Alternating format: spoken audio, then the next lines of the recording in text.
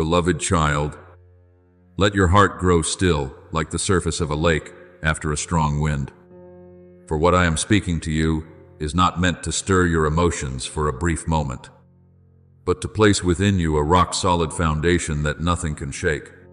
You are not a soul forgotten among the endless crowds. You are not a name lost in the dust of time. Before me, you are known, called by name, preserved, and covered by a love that existed before the days you first learned to breathe upon the earth. Luke 10:20 reminds you to rejoice because your names are written in heaven. Therefore, do not let any accusation make you think that your life has no value. What I have written in eternity is not meant to decorate the heavens, but to declare that you belong to me. No hand is strong enough to snatch you from my keeping. For John 10:28 says that those who belong to me shall never perish, and no one will snatch them out of my hand. I have seen every time you stood on the very thin boundary of the soul, where you could have chosen to respond with anger, yet chose silence, where you could have held on to resentment, yet chose to let go, where you could have wounded back, yet chose to pray. Those moments are not as small as you think. In my eyes, they are quiet victories that heaven records. When you choose to love, even while your heart still carries cracks, you are allowing my light to pass through the place that once hurt the most. When you choose to forgive, not because the other person deserves it, but because you do not want bitterness to rule your soul, you are stepping into the power of my kingdom. Romans 12:21 says not to be overcome by evil, but to overcome evil with good. And every time you do this, the darkness loses another piece of ground within your heart. You once thought that some of your prayers had fallen into emptiness, but not a single breath lifted from a sincere heart has ever been overlooked by me. I hear even the words you do not speak aloud. I understand even the sighs you cannot explain to anyone. Psalm 56:8 says that I keep your tears in my bottle, so do not think that the nights you cried alone were nights forgotten. Those tears do not disappear into nothingness. In my hand, they become testimony of a soul that has suffered, yet has not lost faith. Your broken petitions are lifted before my throne like fragrance, and the things you thought were weakness become the very place where I sow new strength. Remember Hagar in the wilderness.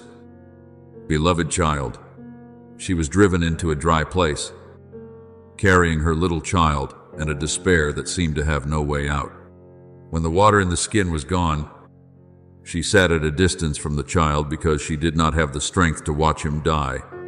But I heard the cry in that desert. My angel called to her and said, "Do not be afraid." And then I opened her eyes to see the well of water in the very place where, before, she had seen only hopelessness. Do you see?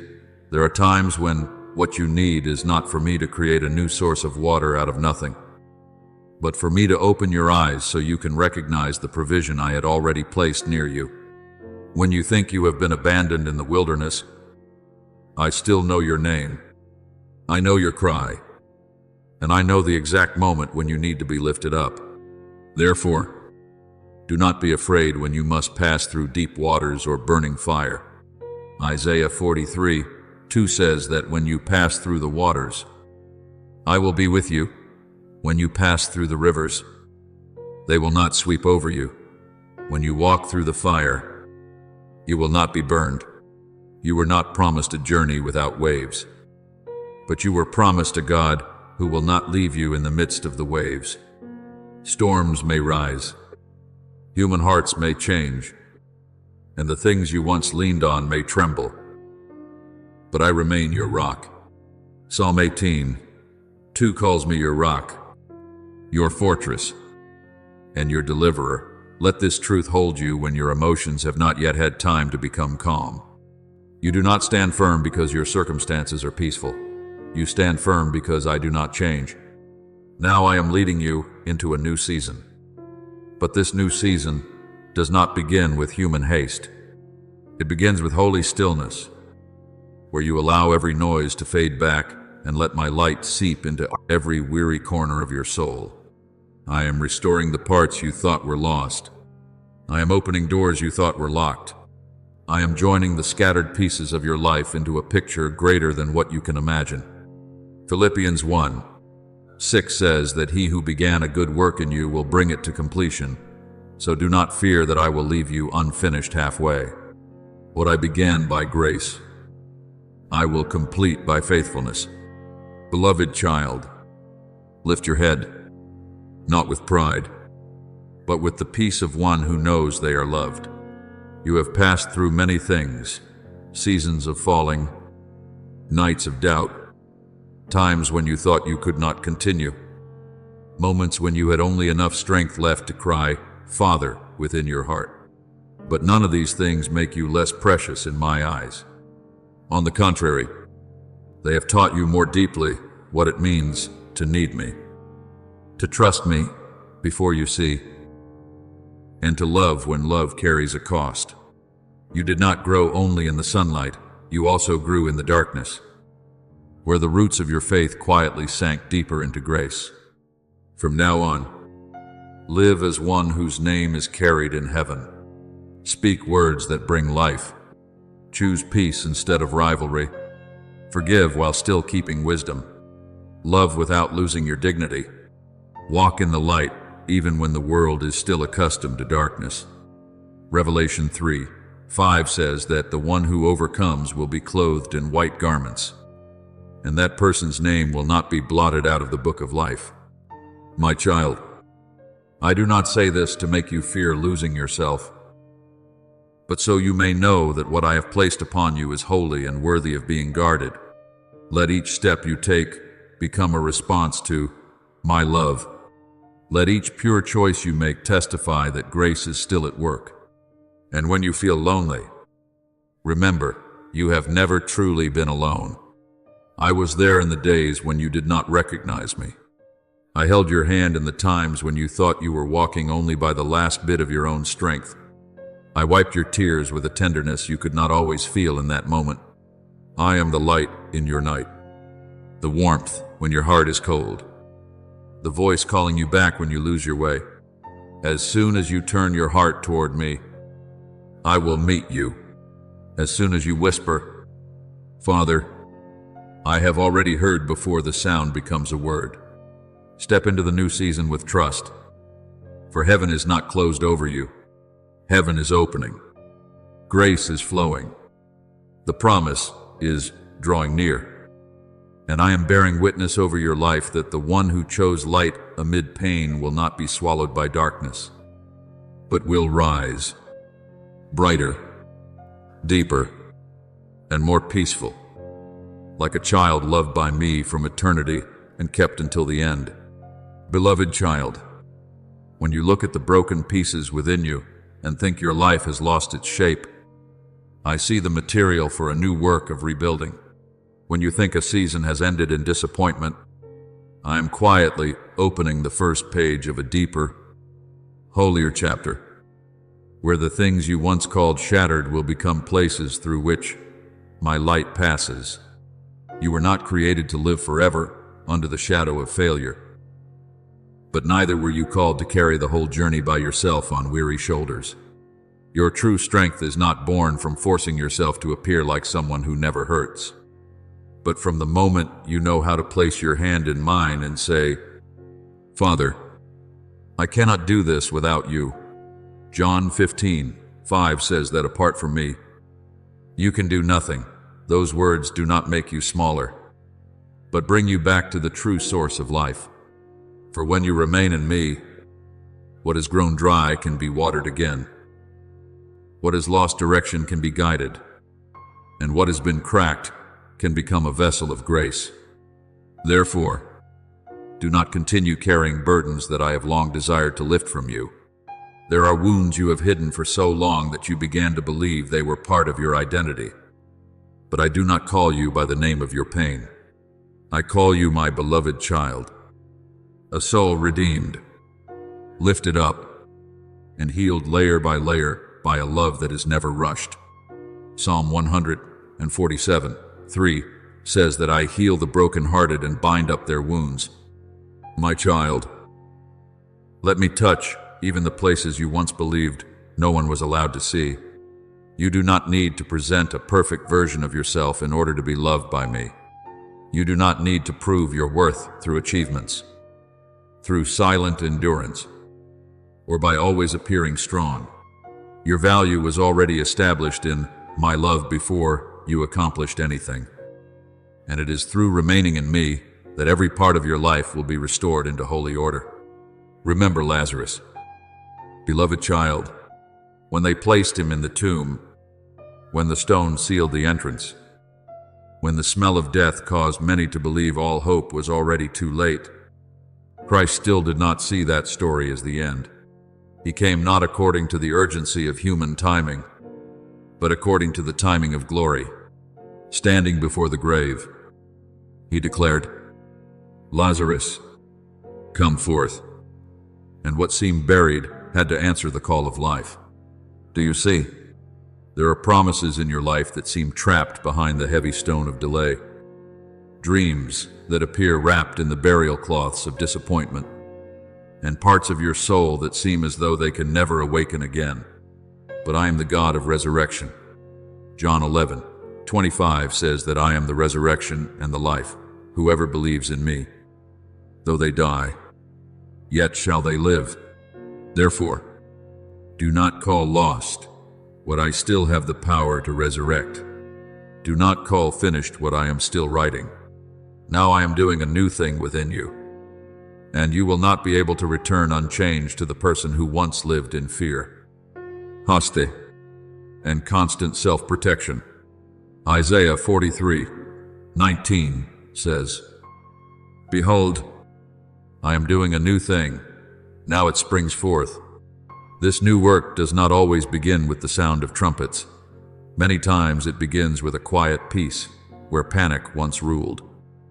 A new wisdom where there was once only rushing, and an ability to forgive where there was once only withdrawal caused by pain. The things that once frightened you will no longer rule over you as before, because I am turning them into the foundation of your growth. Doors that were once closed may open again, but this time you will not run through them out of emptiness, cling to them out of fear of missing out, or enter them trying to prove you are worthy. You will walk through them with discernment, with peace, and with wisdom refined through fire. Do not measure your progress only by what your eyes can see. Sometimes, in the natural world, you may think you are moving slowly, while in the spiritual realm, your roots are spreading deeply into grace. Sometimes you may think you are simply being faithful in a small thing, while heaven is using that faithfulness to prepare you for something greater. Luke 16:10 reminds you that whoever is faithful in very little will also be faithful in much. Therefore, do not despise your quiet acts of obedience. A prayer whispered in the middle of the night can shift invisible winds. A decision to forgive can break chains that have existed within your heart for years. An act of love, even when it is not returned. You can plant a seed into the future, whose fruit you yourself have not yet seen. Faith is not seeing the entire road before taking a step. Hebrews 11:1 says that faith is the assurance of what we hope for and the evidence of what we do not see. You only need to know that my hand is holding you, even when you cannot yet see the turn ahead. In time, you will realize that I do not work only through dazzling miracles, but also through the people I send at the right moment. Some will come as encouragement when you are close to giving up. Some will come as mirrors to remind you of what I have placed within you. Some will come as correction, not always making you comfortable at first, but awakening you from the limitations you built around yourself. Remember Ananias, whom I sent to Saul in Acts 9. Saul at that time was blind, stopped in the middle of his journey, and no one yet saw him as a future apostle. Many remembered only his past as a persecutor. But I told Ananias that this man was my chosen instrument. When Ananias laid hands upon Saul, his eyes were opened, and a new life began. Do you see? I can send people to call forth what others have not yet seen within you, to confirm the calling I have placed upon you, and to remind you that the past has no authority to lock away the future once grace has spoken. Therefore, my child, rise up not with the pride of the ego, but with the dignity of one who knows they belong to my kingdom. Romans 8:17 says that if you are children, then you are heirs. You are not merely someone struggling to survive life's storms, but one who shares in the inheritance of light, called to govern your heart with love and truth. I have not called you to live in fear, but neither have I called you to live carelessly. I have called you to walk as one who carries my spirit in the deepest part of your being, knowing that your words can heal, knowing that your presence can bring peace, knowing that your obedience can open the way for many others. Let the things that once made you tremble become testimonies that I have made you steadfast. Let the broken pieces that once filled you with shame become windows through which my light shines. And believe that what I have promised will not die in silence. For I do not forget the words I speak. I am arranging, restoring, guiding, and renewing you until your life becomes living proof that grace does not merely rescue a soul from darkness, but also lifts that soul into the very purpose, season, and light I ordained from the beginning. Beloved child, before the dawn is ever seen by human eyes, it has already been prepared by me in places you cannot yet touch. Therefore, do not rush to conclude that the night is proof you have been forgotten. There are silences I allow to settle over your life, not to confuse you, but to separate you from the noise that has exhausted your soul for far too long. When every outward lamp seems to have gone dark, I do not want you to despair. I want you to realize that true light does not begin with circumstances, but with my presence in the deepest places within you. My word reminds you that weeping may endure for a night, but joy comes in the morning. As written in Psalm 30:5, let that truth become the anchor of your heart. The night has no authority to last forever. Darkness is only a season, not your identity. What you are walking through may make your eyes burn, your heart heavy, and your breath short. But it cannot erase the word I have spoken over your life. I am still here, closer than the fear you thought was surrounding you. At times, your heart feels like a field after a season of drought, where everywhere you look there is only cracked ground and silence. You wonder why the joy that once burned within you has become faint, why prayers that once flowed freely have turned into sighs, why others seem to keep moving forward while you feel trapped in a nameless emptiness. But my child, not every emptiness is loss. There are empty spaces I clear in order to make room for something new. There are doors I close not because I want to imprison you, but because I am protecting you from paths that no longer belong to the next season of your life. A seed does not begin to sprout upon brightly sunlit ground. It begins beneath dark soil where no one can see it, where it appears buried, but is actually being transformed. My son himself said that unless a grain of wheat falls into the ground and dies, it remains alone, but when it endures burial, it bears much fruit. So it is with you. What seems to be dying within you may simply be the old shell breaking apart so new life can emerge.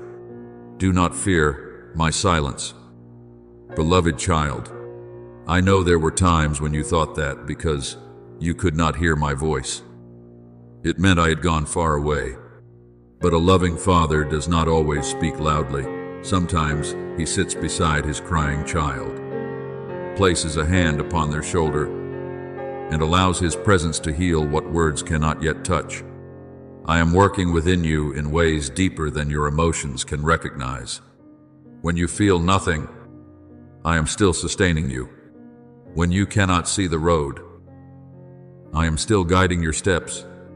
When you think you are standing still, I am still moving invisible currents around your life. When you pass through the waters, I will be with you, and through the rivers, they shall not overwhelm you.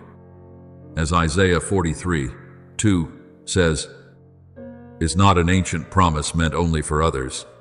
It is a word I am laying upon your soul even now. I never promised that you would never encounter darkness, but I promised that darkness would never consume you while my hand is holding you. Remember Jacob in the night beside the Jabbok River. He was alone, with a past full of fractures behind him and a meeting ahead that filled his heart with fear. In that very night, before the sunrise came, he wrestled with the mysterious one until dawn. He did not leave that place the same. He walked away with a limp, but he also carried a new name, Israel. Do you see? There are nights that do not take you away. They rename you. There are silent battles that do not weaken you. They teach you that you can no longer live by your own strength alone. Jacob came out of the darkness not with a perfect appearance, but with the mark of an encounter. You will be the same. I am not ashamed of the wounds that slowed your steps. I can transform the very place where pain touched you most deeply into testimony of grace.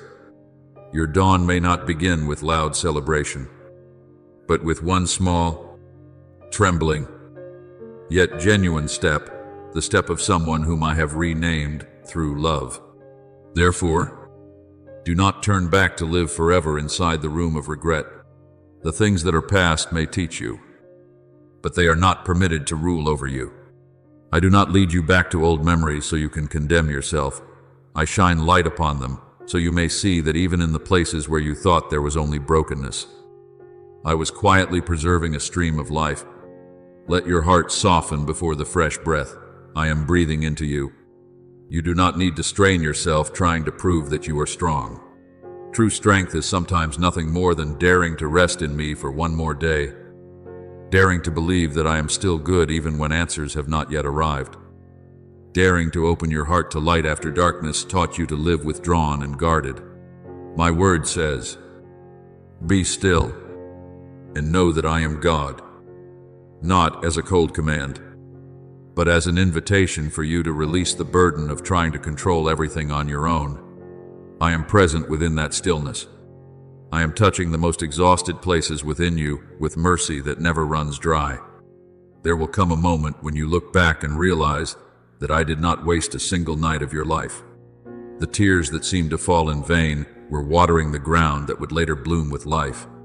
The prayers that caught in your throat still rose before me. Even the days when you only had enough strength left to breathe were not overlooked by me, for I knew that every breath was a silent victory. My child, the dawn I have prepared for you is not merely a change of circumstances, but the resurrection of your soul from within.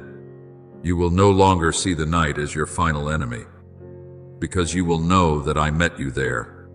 You will no longer fear quiet seasons, because you have learned that deep beneath the soil, the seed can still hear the call of spring. Rise gently, without haste and without despair. The light is coming, and when it touches you, you will realize that I never left. I walked with you through the night, and I myself will lead you into a new morning. Beloved child, there will be a very quiet morning in your life when you no longer struggle to hold everything together with trembling hands. And in that very moment you will hear within your soul a voice gentler than all the noise of the world. My child, rise, for the old season has ended. That voice will not come like thunder upon the mountains, nor through signs meant to astonish human eyes. It will come like the warm breath of dawn touching a room that has been closed for far too long. I often begin great things in silence, because the heart truly hears me only when it stops chasing false lights outside itself. Be still and know that I am God.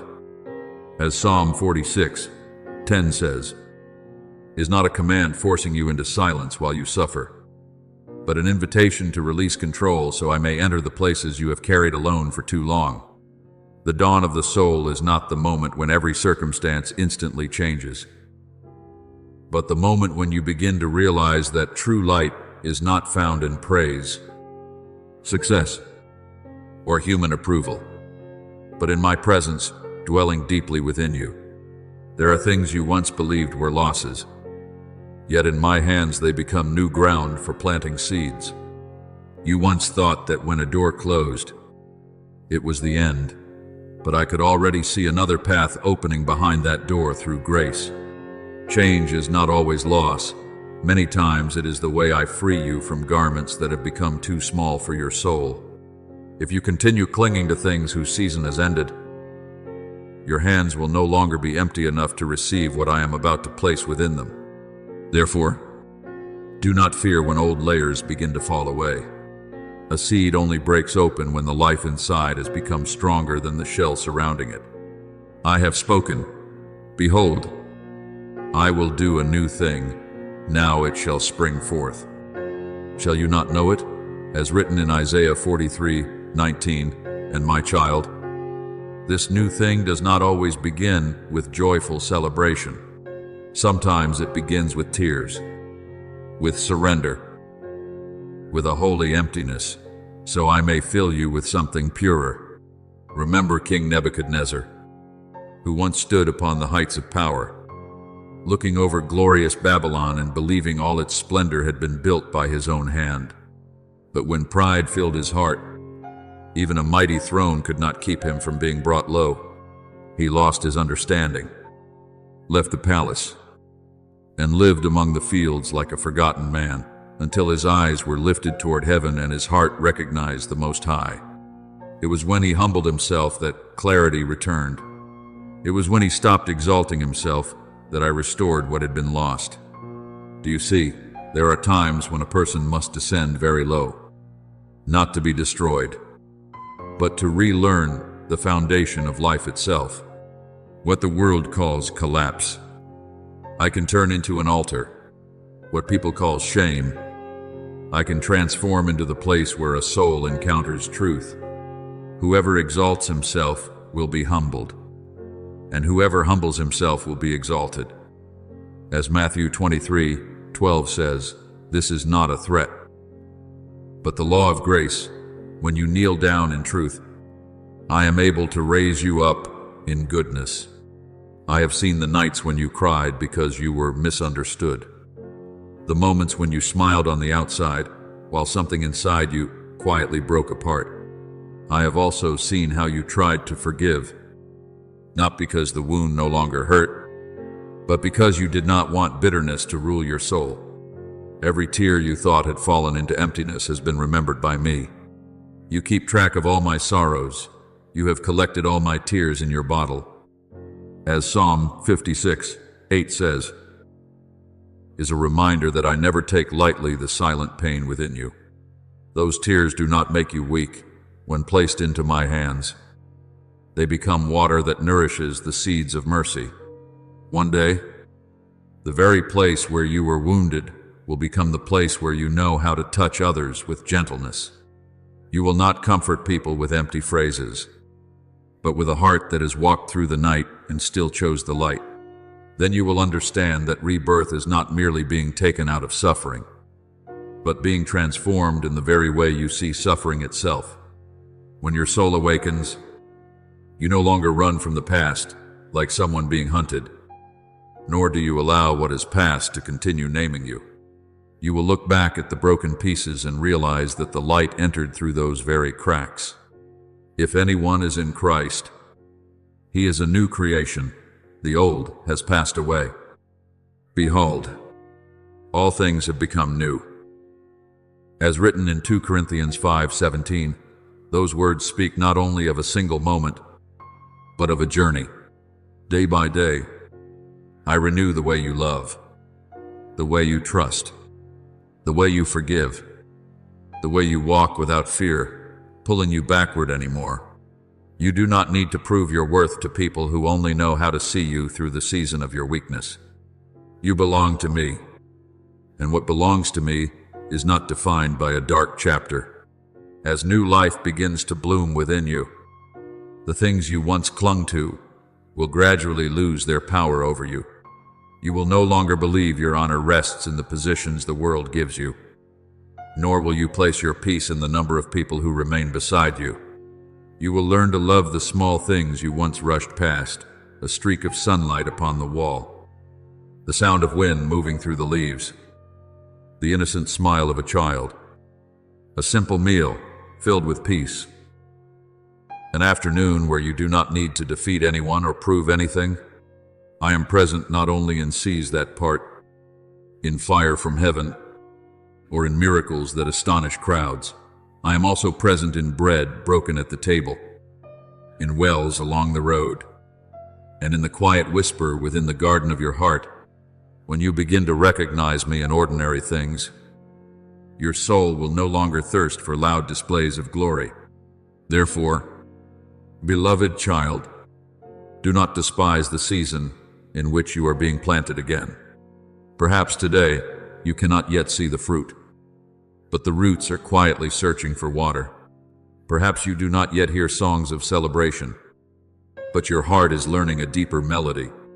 Perhaps you still carry a few scars, but scars are not proof that you failed. They are testimony that you were preserved through what once seemed impossible to survive. All things work together for good to those who love God. As Romans 8:28 says, does not mean that everything which happens is pleasant, but that nothing placed into my hands is beyond redemption. Let the new morning come to you with the rhythm of peace.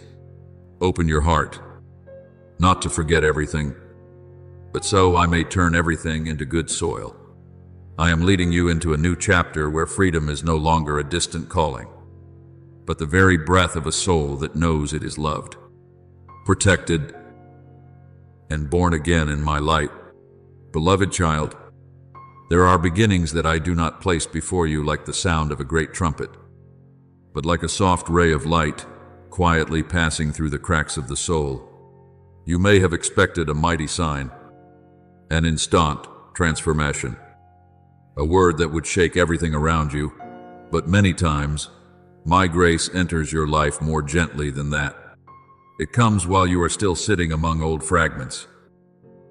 Yet suddenly there is a small light within your heart that makes you want to take one deeper breath again. That is the moment I am opening a new door before you. Not so you may flee the past in fear, but so you may walk out of it in the freedom of one who has been loved completely. My word says that His mercies are new every morning, as written in Lamentations 3:22-23. And this is not merely comfort for easy days, it is a promise for souls that have grown weary. For those who once believed they no longer had enough faith left to begin again, every morning I give is not merely another day upon the earth, but another opportunity for you to be washed clean, lifted up, and called back to the truest part of who you are. Therefore, do not despise the small light that is coming to you today. There are rays of light that do not immediately set the whole sky ablaze, yet they are enough to announce that the night no longer reigns. You have carried so many things within your heart, sorrows too difficult to speak aloud, regrets hidden beneath a smile, wounds buried so deeply that even you learn to ignore them. But I do not pass by those things like a distant stranger. I step into them as the one who knows the name of every wound you carry. What once weighed heavily upon you will no longer remain merely a painful memory in my hands. It can become a lamp that guides you into a life more mature, more humble, and more filled with mercy. For God, who said, "Let light shine out of darkness," made His light shine in our hearts. As written in 2 Corinthians 4:6, do you see, I do not only shine light around you, I cause light to arise from within, the very place you once believed held nothing but darkness. Open your heart, beloved child, not with the haste of someone trying to prove they are finally healed, but with the softness of soil after a drought, knowing it needs rain and feeling no shame for having once been dry. I am leading you into a new season, but this season does not always begin with the noise of victory. More often, it begins with a deep peace, A peace that no longer forces you to grip everything tightly with exhausted hands. Just as silent rain seeps into the earth before flowers bloom, my grace is soaking into the deepest places within you, where you once withered from waiting too long. Let me remove the burdens you have carried for so long that you believed they were part of who you are. Let the river of my presence wash away bitterness, shame, fear, and the accusing voices that have weighed your soul down. I did not create you to live as someone chained to yesterday. I am calling you into a wide and open life where love is no longer something you must earn through achievement, but the very ground you stand upon each day. Remember Mary Magdalene in the early morning beside the empty tomb. She came there while the sky was still dim, carrying the sorrow of someone who believed all hope had been buried. She thought she had come only to weep over what was lost. Yet, in that garden of grief, the risen one called her by name. The moment she heard that voice, the darkness within her no longer had the authority to explain the story. Do you see? Sometimes, the place you think is the ending is actually the place where I have hidden a resurrection.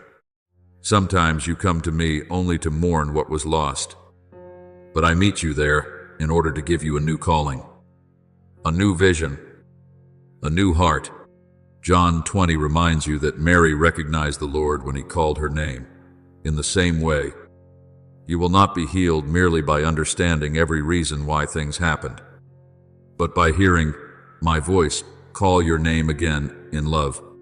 When I call you, the past is no longer a tomb imprisoning you.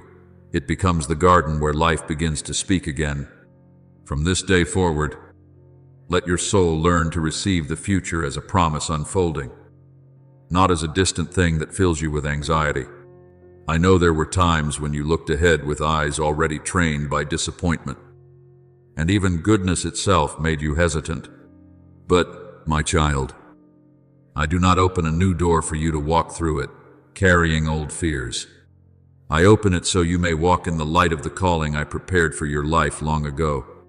Arise, shine, for your light has come. As Isaiah 60:1 says, it is not a command for you to create glory through your own strength. It is an invitation for you to stand within what I have already completed, so that my light upon you may be revealed through peace, kindness, purity, and a faith no longer ruled by darkness. You do not need to know the entire path before taking a step. You only need to know that the one leading you is faithful. And every step you place into my hands will never be forgotten. Then you will realize that the renewal I give does not only transform the circumstances around you, but also purifies the way you live within. You will become lighter, not because your life has never known pain, but because you no longer allow pain to sit upon the throne of your heart. You will become purer, not because you never stumbled, but because grace has washed you through truth and love. You will become stronger, but not with a hardened strength that closes the heart, rather, with the strength that knows how to remain gentle without collapsing, how to forgive without losing wisdom, how to love without begging for the approval of the world. Step into this new morning with me. Beloved child, let the light touch the most exhausted places within you.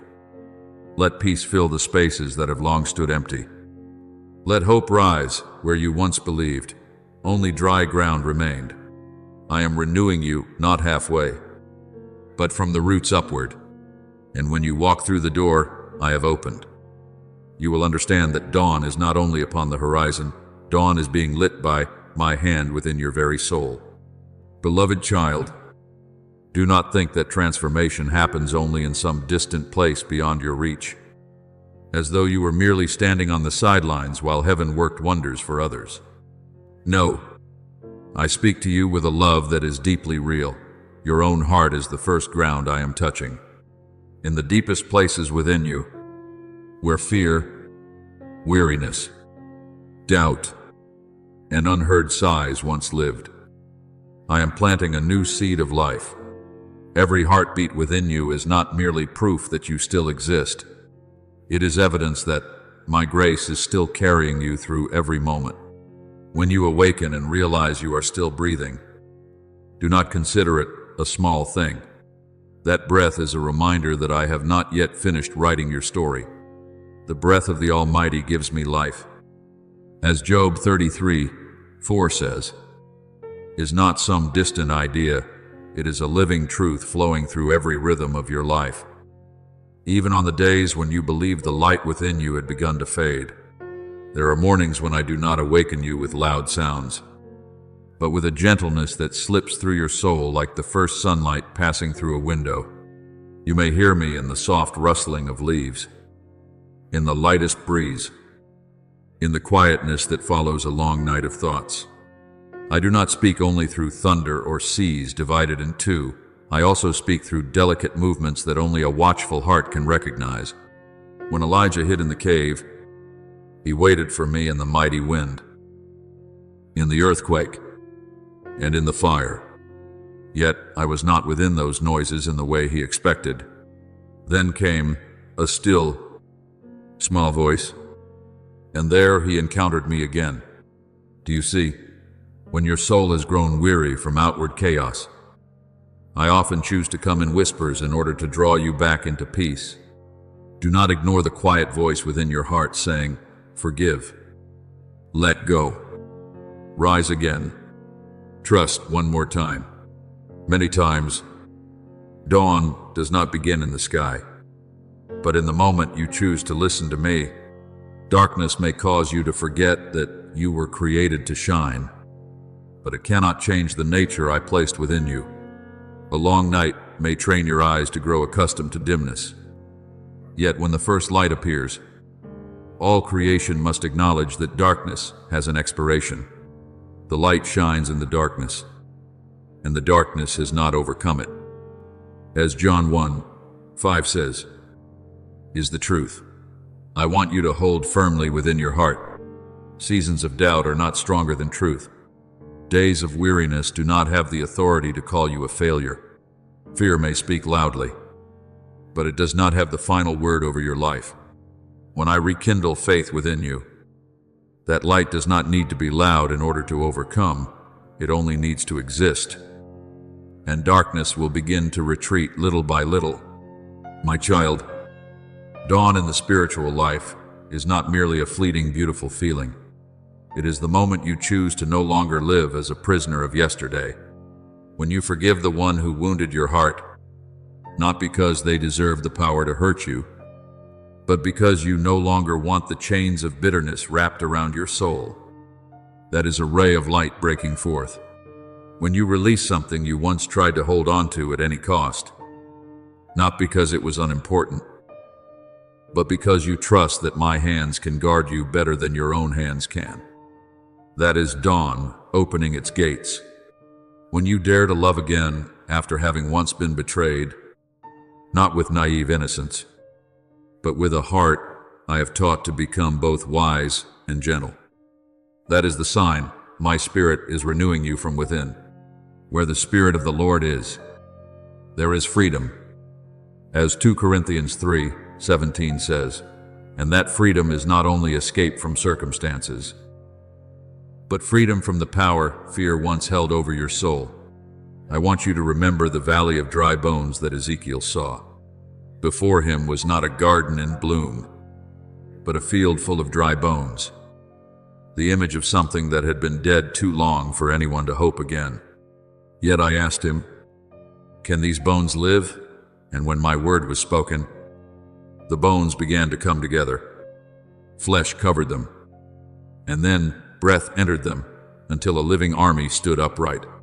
Beloved child, there have been places within your heart that once resembled that valley, dry, silent, and seemingly incapable of life again. But what I did in that vision, I can still do within you. I can call life back into faith that has grown weary. I can breathe again upon dreams that were buried long ago. I can transform the most desolate places within you into testimony that nothing dies in my hands. without the possibility of being awakened again by my word. Therefore, pause for a moment, my child, and do not move through life like someone concerned only with survival. Listen to the song I am sowing into the world around you. It is not a song of haste, nor a song of achievement. It is the melody of rebirth, where hope learns to rise from ashes, where love becomes deeper after pain, where peace no longer depends upon everything being perfect. You are called to shine in this new season, but that light is not meant for you to display yourself before others. It is the light of a soul that has been touched by me, that walked through the night without losing its identity, that learned true strength is not never trembling, but continuing to walk while knowing that my hand is holding yours. Then you will see that the future is no longer a distant wall standing before you, but a field waiting for the seeds of your faith. I do not require you to understand every path before taking a step. I simply invite you to trust that the one who calls you is faithful. He who began a good work in you will carry it on to completion until the day of Jesus Christ. As Philippians 1:6 says, those words are the lamp set before your feet today. What I have begun within you will not be abandoned simply because your heart once grew weak. What I have ignited will not be extinguished by a few contrary winds. Let this dawn awaken the deepest part of you. Let your heart step out of the old garment of doubt. Let my spirit make you lighter, deeper, and nearer to heaven. I am calling your name in a new light, not so you may become someone else, but so you may fully return to the person you were created to be from the very beginning. A child who is loved, chosen, healed, and sent forth to carry my light into the very places where darkness once lived. Beloved child, true renewal within the soul does not always appear through dramatic changes that everyone immediately notices. Many times, it begins very quietly, like a hidden spring beneath dry ground that no one can yet see. Though it has already begun to flow, you will recognize that I am renewing you when, in the midst of difficult things, your heart is no longer carried away as easily as before. Not because your circumstances have suddenly become lighter, but because within you there is now a deeper place where your soul can anchor itself. In the past, a careless word could shake you, a silence could lead you to condemn yourself, and a disappointment could make you believe you had been forgotten.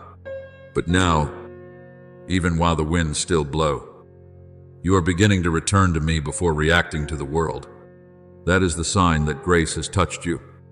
My word says that the peace of God, which surpasses all understanding, will guard your hearts and minds. As Philippians 4:7 declares, this is not the peace of someone who has never faced storms, but the peace of one who knows a greater hand is holding their soul within the storm. Then you will notice yourself listening more slowly, looking at others with more generous eyes, and no longer rushing to conclusions as you once did when your heart was filled with wounds. A soul that has not yet been healed often sees the world through its pain. It becomes defensive, suspicious, and quick to use judgment as armor to protect the fragile places within. But when I touch you, that armor begins to fall away. You will still discern right from wrong, but you will no longer feel the need to become the judge of another person's journey. You will understand that every person is walking through roads you cannot fully see, carrying battles that are not always spoken aloud. Be merciful, just as your Father is merciful. As Luke 6:36 says, does not teach you to ignore truth, but to allow truth to walk together with compassion. When you learn to see others with empathy, without losing wisdom, that is when the light within you has begun to mature. There is a beautiful transformation that happens when gratitude begins to bloom within you. Not because everything has become easy, but because you realize I am still with you. In the past, perhaps you gave thanks only when you received what you desired, when doors opened, or when answers arrived at the right time. But a renewed soul learns to bow in gratitude, even on days when it does not yet understand the reason for everything, because it has discovered that my presence is more precious than any outcome. One remaining breath, a simple meal, one person who still loves you, a morning that still opens before your eyes, a tear quietly wiped away. All of these can become little altars where you encounter me. In everything give thanks. As 1 Thessalonians 5:18 says, is not a command to deny pain, but an invitation to recognize that grace is still quietly present even in the midst of pain. When you give thanks, your soul is no longer imprisoned by circumstances. It is lifted higher to see that I am still working. Remember the people of Israel in the wilderness. Beloved child, I did not pour down manna once for their entire lifetime, but gave it day by day, enough for the need of that particular day. Those who tried to keep it out of fear saw it spoil, except on the day I instructed them to prepare for rest. Through that very small thing, I taught them a great truth. Life with me is not sustained by storing up yesterday's provision, but by daily trust. It is the same with you. The renewal I give is not a blazing feeling that you can store away in memory forever. It is a living source to which you must return every morning through prayer, through listening, through obedience in small things. When my son taught his disciples to pray, "Give us this day our daily bread," in Matthew 6:11, it was not only bread for the body, but also a lesson about daily grace for the soul. You do not need to carry tomorrow's strength into today. Receive the light I give for the present moment, and then walk faithfully within it. Even so, I will not hide from you that this new journey will still have moments of shadow passing through it. There will be mornings when you awaken and your heart still feels heavy. Old words may suddenly return. Worries may remain unresolved, and temptations may try to pull you back into familiar reactions. Quick anger, quick fear, quick doubt, quick withdrawal. But my child, spiritual strength is not found in never encountering darkness. It is found in turning your face back toward the light every time darkness appears. Though the righteous fall 7 times, they rise again. As Proverbs 24:16 says, I do not measure you by the number of times you grow weak, but by whether you are willing to let me lift you up once more. Every time you choose silence and prayer instead of reacting from hurt, every time you choose forgiveness instead of feeding bitterness, every time you choose to trust me rather than letting fear lead you, you are stepping out of the night one more time. Therefore, learn to tend the flame through rhythms of life that are holy yet simple. When a new day begins, offer me your first breath, not with complicated words, but with a sincere heart. Father, please guide me today. When the day closes, lay before me the things you could not complete, the worries you still carry, the things you cannot repair through your own strength, and rest in my faithfulness. In the noise of daily life, pause for small moments to remember that you are not alone. One quiet minute with me can save you from many hours of being swept away by anxiety. Abide in me, and I in you. As John 15:4 says, is the secret of the new life, not striving to shine by your own effort, but remaining near the source of light until that light naturally flows through you. Beloved child, do not force yourself to become a perfect version of yourself in a single day. I do not ask you to create a false image of strength in order to prove that you have been renewed. I delight when you live honestly before me, when you know how to cry, when you need to cry, when you admit you are tired, when you can say that you need to be upheld. Weakness placed into my hands is not something shameful. It is the very place where my power can be revealed in the gentlest way. My grace is sufficient for you, for my strength is made perfect in weakness. As 2 Corinthians 12:9 says, is the word I want to place upon the hidden places you once tried to conceal. You do not need to pretend that you are not hurting in order to be loved by me. You do not need to pretend to always stand strong in order to be used by me. As long as your heart remains soft, honest, and turned toward me, even your most fragile days can become holy days. Little by little, this new life will no longer feel like something you must hold on to through strained effort, but will become the natural breathing rhythm of a soul that knows it belongs to me. You will walk more slowly, yet more steadily, speak less, yet with greater grace, love more deeply without losing yourself, forgive more freely while still guarding your heart with wisdom. Spiritual dawn will not come only once and then disappear. It will be rekindled within you through every small choice, every faithful act, every moment you return to me instead of running toward chaos. Remember, I am not calling you to climb some distant peak only to live in fear of falling again.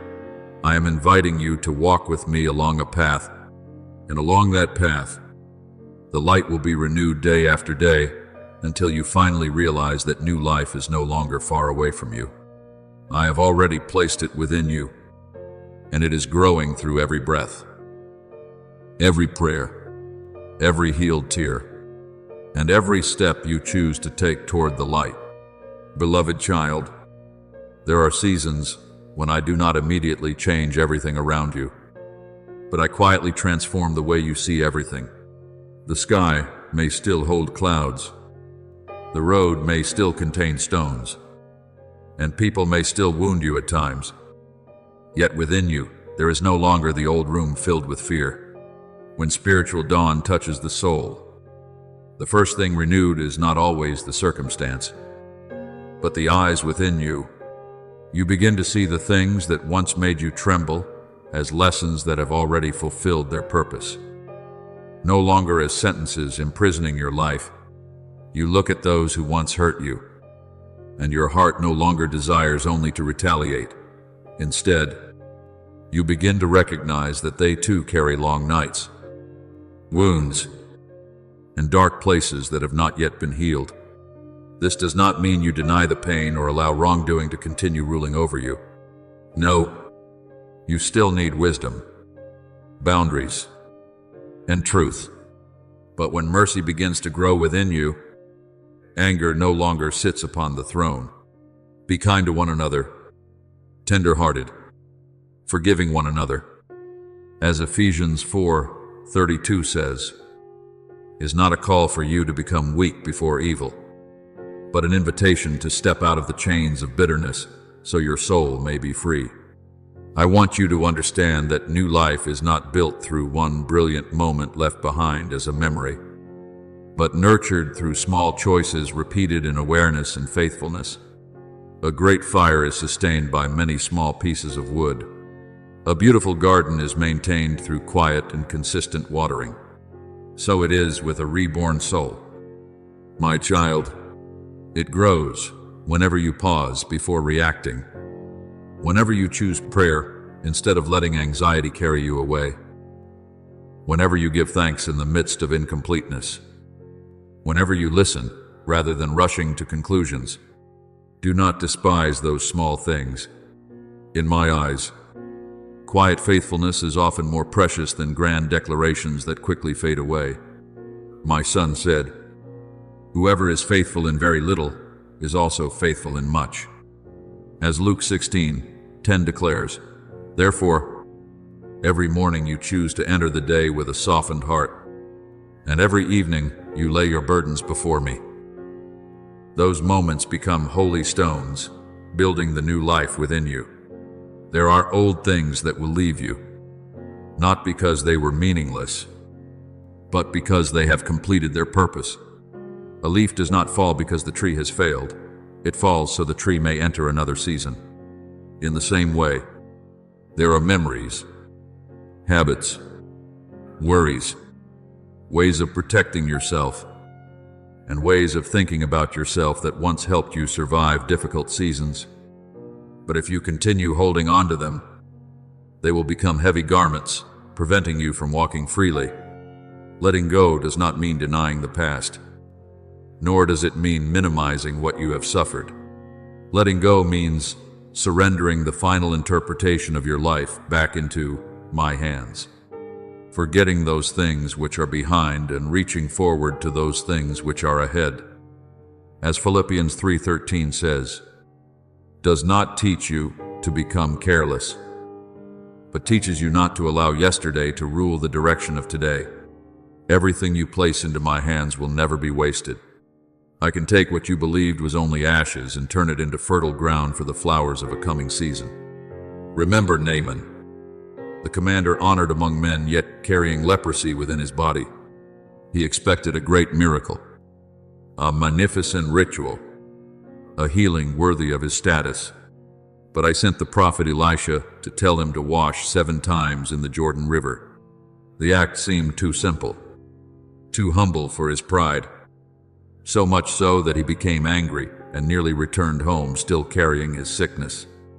But when he humbled himself, when he stepped into those ordinary waters and obeyed in something small, healing came.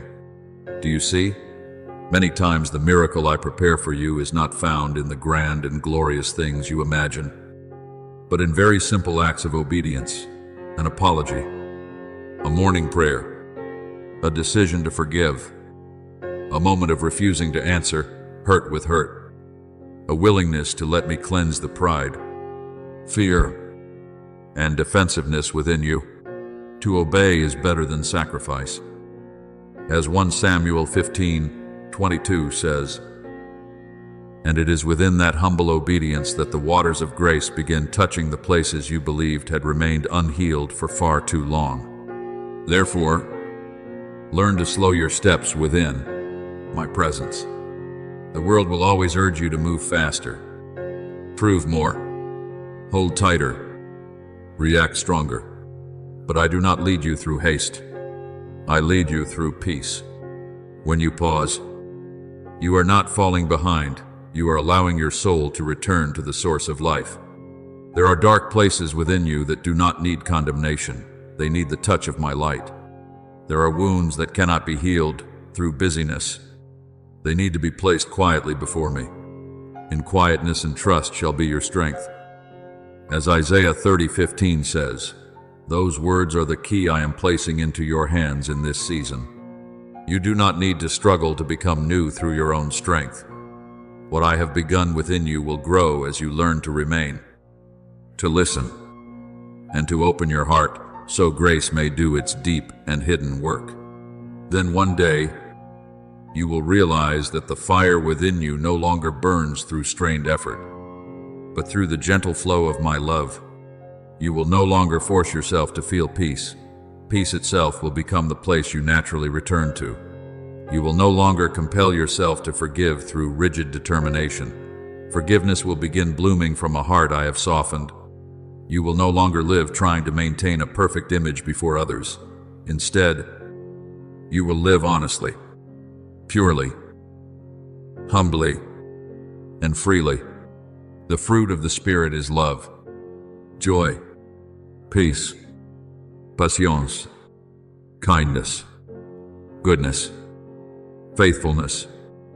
As Galatians 5:22 says, does not grow within the soul through noise, but through abiding in me day after day.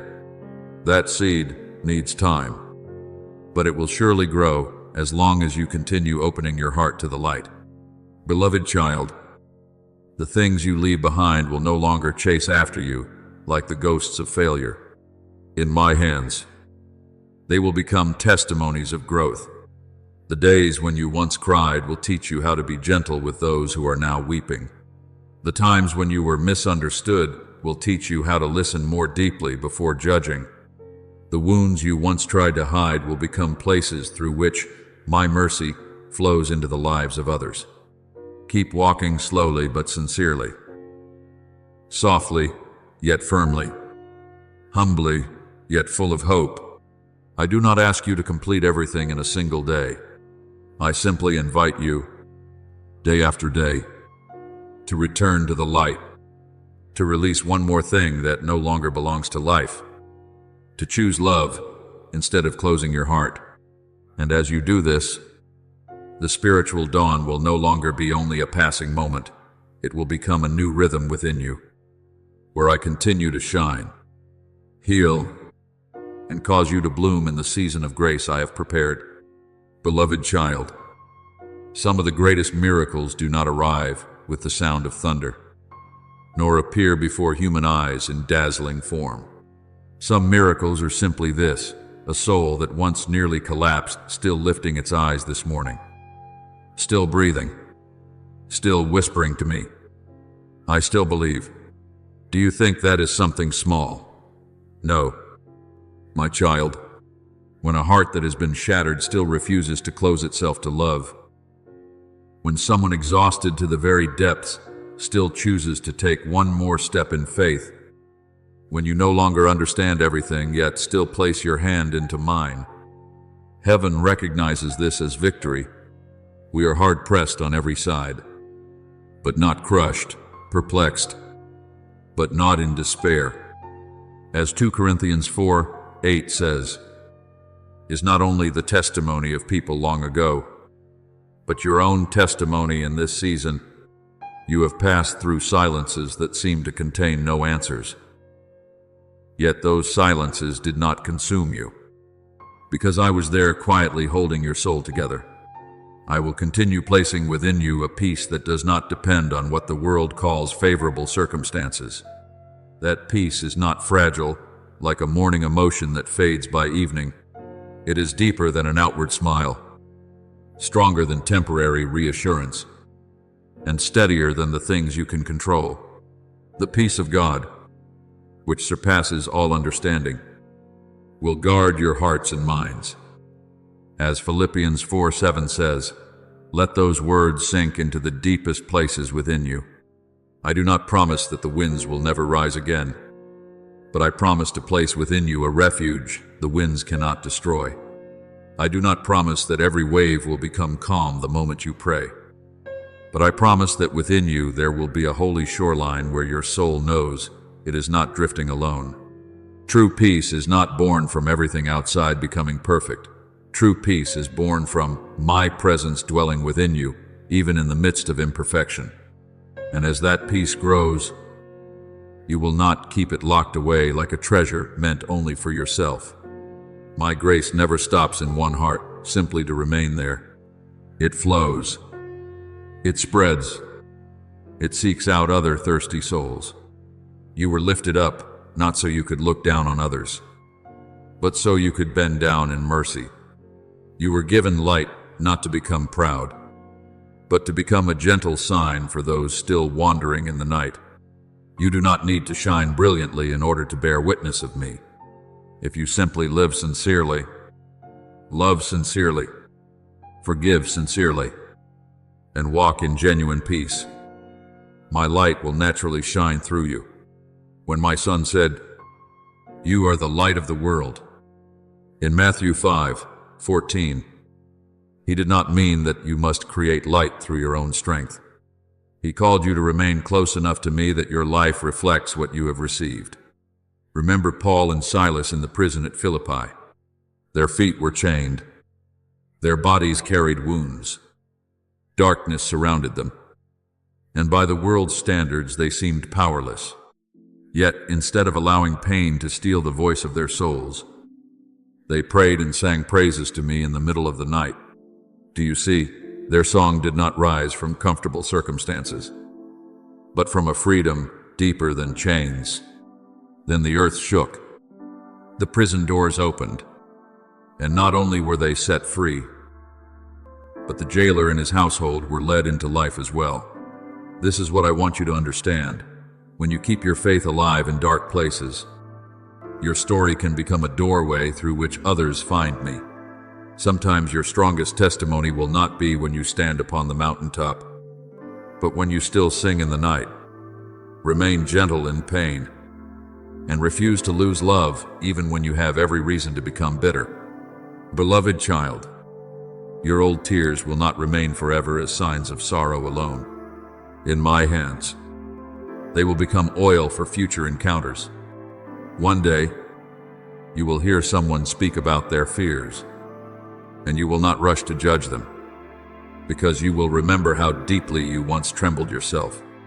You will see a soul losing its balance, and instead of offering empty words, you will offer the warm presence of someone who has once been comforted by me. He comforts us in all our troubles, so that we can comfort others. As 2 Corinthians 1:4 says, "This is how I write my love through your life. I do not waste a single wound surrendered into my hands." The places that once caused you pain can become places through which mercy flows. The places that once made you feel weak can become the very places where others discover hope. Therefore, do not look upon the night you have walked through as something shameful. That night did not defeat you. It only revealed that within you there was a flame I had preserved. There were moments when you thought everything had collapsed. But in truth, I was building within you a foundation no longer dependent upon applause, approval, or things that quickly fade away. I was teaching you to live from a deeper identity. You belong to me. When you know you belong to me, you no longer need to hide every tear in order to appear strong. You no longer need to win every argument to prove your worth. You no longer need to wear a perfect face in order to be loved. You are loved even while trembling, still learning, still rising one step at a time. And it is that love which makes you stronger than all the pressures of life. Let me continue composing through your life a song of restoration. Every step you take can become a note of faith. Every gentle word you speak can become an echo of grace. Every time you choose not to answer with bitterness, another space of light opens within this world. Whoever believes in me, rivers of living water will flow from within them. As John 7:38 says, "You are not a stagnant pool meant to keep blessings only for yourself, but a flowing stream through which I bring life into dry places." Perhaps you do not realize how many people will be touched by your perseverance, by the way you continue to love, continue to believe, continue to pray, continue to remain kind after everything you have endured. But I know, I see every small thing, and in my kingdom, no act of love is ever meaningless. Therefore, stand firm in the peace I give you. Beloved child, let the past become a witness, not a chain. Let your lonely nights become evidence that my love carried you through places you once believed were impossible to survive. Let the story of your life not end in pain, but continue unfolding as a song of faithfulness. You were not swallowed by darkness. You are still here. You are still called. You still carry light to give away. And I, the one who was with you in the deepest night, will also walk beside you in the new day, so that through you many other souls may see that my love is stronger than brokenness, deeper than tears, and more enduring than every darkness that has ever passed through a human life.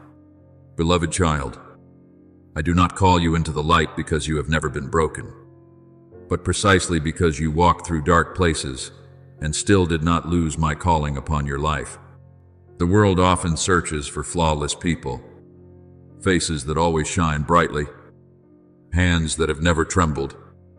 But my kingdom often sends forth souls that have been healed through tears. I do not need you to hide your cracks as though they make you less valuable. In my hands, those very cracks can become the places through which light enters. You are the light of the world. As Matthew 5:14 says, does not mean you must become radiant through your own strength, but that your life is placed within me so it may reflect the gentleness, mercy, and hope that darkness cannot extinguish. When you enter a room where someone is weary, sometimes what they need is not a grand sermon, but the peaceful presence of someone who has known pain, who has known tears, and yet still chooses love. There are mornings in this world that feel like a quiet hymn heaven sings over the earth. The night withdraws, not because it willingly surrenders, but because the light has come to reveal itself. The stars that once kept watch with the darkness have not failed when they begin to fade. They have simply fulfilled their purpose and made way for a greater light. So it is with you. There are seasons of tears that do not mark your ending, but prepare you for a joy deeper and more mature than before. A joy no longer fragile. My word says that those who sow in tears shall reap with songs of joy. As Psalm 126:5 declares, this is a truth I want planted deeply within your heart. Not one tear you offer to me is abandoned in emptiness. I gather the things you cannot name, the sighs you cannot explain, the moments when you kept smiling even while exhausted inside, and I transform them into streams, watering the season of blessing quietly growing in hidden places. Then there will come a time when you realize your eyes did not grow dim because they once cried, but became deeper because they learned to see through mercy. Your heart did not become weaker because it once shattered, but lighter because it finally released the things I asked you to lay down. Your soul did not lose strength because it waited so long, but became enduring because it learned to trust what could not yet be seen. For we walk by faith, not by sight.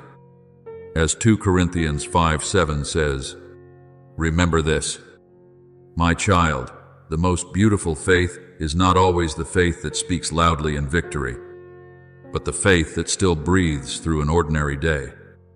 When no one praises you, no one notices, no dramatic sign appears, yet you still choose what is good.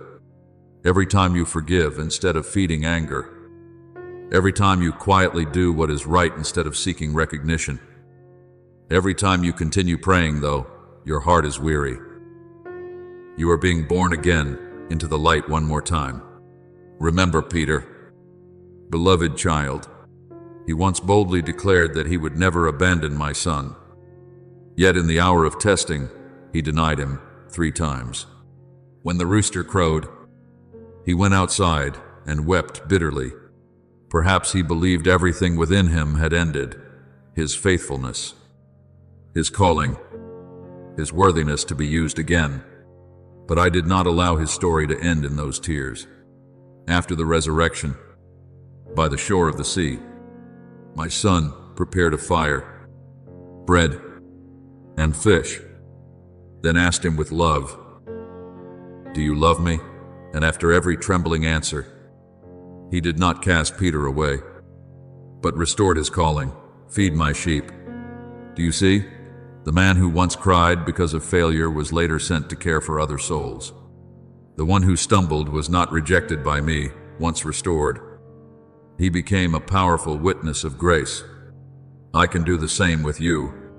The very thing you once felt ashamed of, when placed into my hands, can become the place where I reveal my mercy. Therefore, I send you forth not as someone who must prove they have become perfect, but as someone who has been lifted up by love. Walk in humility, because you know you were saved by grace. Walk in kindness, because you know that difficult souls are often hiding deep wounds. Walk in truth, but let that truth be wrapped in love, so that your words do not become blades, but oil poured upon places of pain. He has called you out of darkness into his marvelous light. As 1 Peter 2:9 says, those words do not only mean that you have been brought out of darkness, but also that you are sent forth to tell of that light through the way you live. Sometimes a single word of comfort from you may become a bridge carrying someone through a long night. Sometimes your silent compassion may help another person no longer feel alone. Sometimes, simply the fact that you still choose kindness after all you have endured will be enough to make someone believe that healing is real. Do not think that rebirth happens only during great spiritual moments.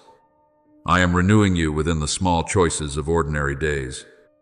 when you cleanse your heart from a bitter thought, when you smile at someone who cannot repay you, when you choose to breathe slowly instead of speaking words that wound, when you offer me a messy day and whisper, "Father, lead me." These are all quiet dawns. Even ordinary struggles can become altars if you meet me within them. All things work together for good to those who love God. As Romans 8:28 says, does not mean everything that happened felt good to you, but that nothing placed into my hands is beyond redemption. I can turn sorrow into depth, loss into wisdom, tears into testimony, and waiting into deep roots that cannot easily be shaken. And now, beloved child, listen as I speak to your heart.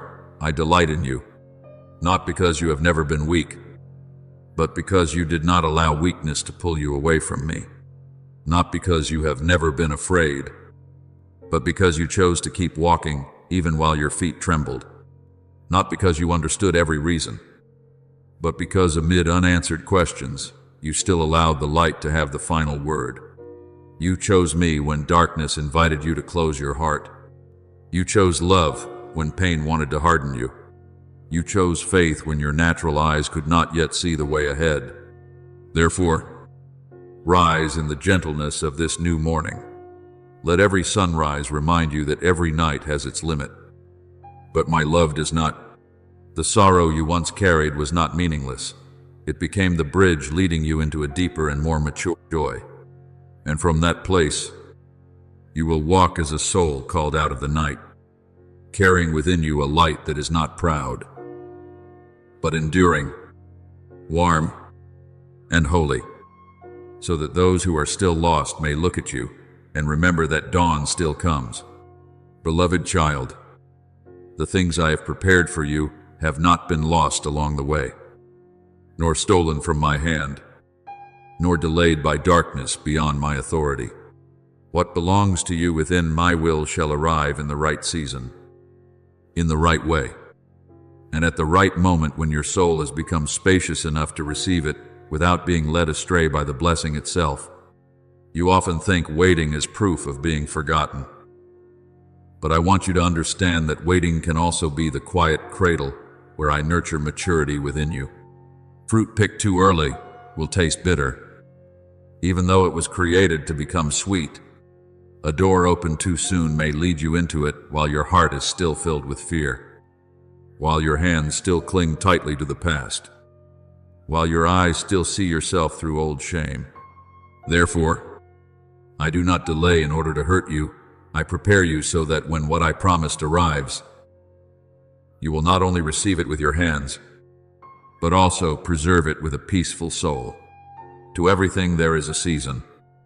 As Ecclesiastes 3:1 reminds you, heaven does not move according to human impatience, but according to my flawless wisdom. Place your hand upon your chest for a moment, my child, and listen to the life quietly beating within you. That heartbeat is not merely the movement of a body. It is a gentle reminder that I am still sustaining you every second. The breath you just inhaled is not ordinary. It is a new gift, a sign that your story is not finished, proof that my love is still covering you even when your emotions have not yet realized it. He himself gives to all life, breath, and all things. As Acts 17:25 says, therefore, every breath you take can become a prayer without words. When you are weary, simply breathe before me. When you do not know what to say, let your heartbeat remember for you that you still belong to me. I do not love you because you have become strong enough, good enough, bright enough, or correct enough. I love you because you are my child, and that love does not fade with changing seasons, does not withdraw because of weakness, and does not change color because of days when you are not yet whole. You have tried to prove too much for too long, haven't you? Tried to prove that you were worthy of love, tried to prove that you were fine, tried to prove that the words of others did not hurt you. tried to prove that you could stand on your own without anyone seeing your tears. But, beloved child, I am not calling you into new life through such striving. I am calling you into rest. Come to me, all you who are weary and burdened, and I will give you rest. As Matthew 11:28 says, is not a promise for those who are already perfect, but for souls that have carried too much and are finally willing to let me hold them. True courage is not never trembling. True courage is daring to believe that you are still loved, even while your hands still shake. Daring to let me embrace the fragile places you once tried to hide. Daring to stop living like someone who must earn love through achievement. Remember Abraham and Sarah. Beloved child, those who received a promise when human eyes could see nothing except old age, delay, and the limitations of the flesh. Years passed. The tents remained silent without the sound of children, and their bodies had already gone beyond what people considered possible. Yet my word did not weaken with time. When Sarah laughed because what I promised seemed too impossible, I asked, "Is anything too hard for the Lord?" As written in Genesis 18:14. At the appointed time, Isaac was born not because human strength was enough, but because I am faithful. Do you see? A promise does not die simply because it has not blossomed at the moment you expected. Sometimes I allow time to pass so you may understand that blessings do not come because of your ability to grasp them, but because of my hand that gives them. What I am preparing for you is the same. It does not need to arrive early in order to prove that I love you. It will come at the right time to reveal that I have never forgotten the words I spoke over your life. But while you are waiting, allow me to loosen from your hands the fragments of darkness you still unconsciously hold on to. There are blessings that cannot be poured into a vessel already filled with bitterness, anxiety, self-condemnation, and doubt, not because I lack generosity, but because I love you enough to heal the vessel before pouring new wine into it. You cannot welcome the dawn while your eyes remain fixed upon the old night. You cannot receive full freedom if you still consider familiar chains to be part of who you are. Do not remember the former things, nor dwell on the past. Behold, I am doing a new thing. As Isaiah 43:18-19 says, is the whisper I am speaking over your life. I am not asking you to deny the past, but I am telling you not to let it sit upon the throne. What has passed may teach you, but it does not have the right to define you. Wounds may tell part of your journey, but they do not have the authority to write the ending. As the truth that you are loved begins to sink deeply into your soul, fear will gradually lose its voice. It may still come like morning mist, but the sunlight of my love will dissolve it layer by layer. Perfect love casts out fear. As 1 John 4:18 says, let those words travel beyond memory and reach the deepest places in your heart that once shrank back in fear of abandonment, fear of not being enough, fear of not being chosen, fear of losing what you love. I do not want you to live like someone constantly preparing for the worst. I want you to live like someone anchored in the greatest certainty of all. I am with you. When a bird finds its nest, it no longer flies in panic. When a soul finds refuge in me, it no longer wastes its strength trying to protect itself from every possible pain. Peace will settle upon your heart, not because the world has stopped changing, but because you have found home within my presence. Then you will learn to live more lightly. Not lightly because life no longer holds trials, but lightly because you no longer carry the burden of becoming someone else in order to be accepted. You will learn how to love without losing yourself, how to work without becoming a slave to approval, how to rest without guilt, how to cry without shame, how to rejoice without fearing that joy will be taken away. You will stop asking every day whether you are valuable enough, because the answer was already placed upon you before you ever accomplished anything great. You are loved. You are held. You are called by name. I have called you by your name. You are mine. As Isaiah 43:1 says, is the foundation beneath your feet, stronger than every changing word of praise or criticism from the world. Therefore, be patient, beloved child, but do not be patient with cold resignation. Be patient with the warm faith of one who knows their Father does not break his promises. Open your heart to every small ray of light that appears today, because each ray is a reminder that dawn is approaching according to the rhythm of heaven. Live, breathe, and love in the truth I created within you. You do not need to paint yourself as perfect in order to enter what I have promised. Simply remain in me, and let me soften the places that are still hard. Heal the places that still hurt. Cleanse the places that still feel heavy, and prepare you for the new season. What belongs to you will not arrive late. It will meet you at the very place where grace has made you ready, a soul no longer clutching darkness for protection, but opening its hands in peace, trusting that my love is great enough to lead you into the light. Beloved child, tonight I am not leading you back into old cycles, so you can continue carrying upon your shoulders the things that have wearied your soul for so long. I am using this stillness as a sacred room where you may lay down every worry, every wound, every unanswered question, and allow your heart to breathe within my embrace. There are things you believed were endings, but in my eyes, they are only the threshold of a changing season.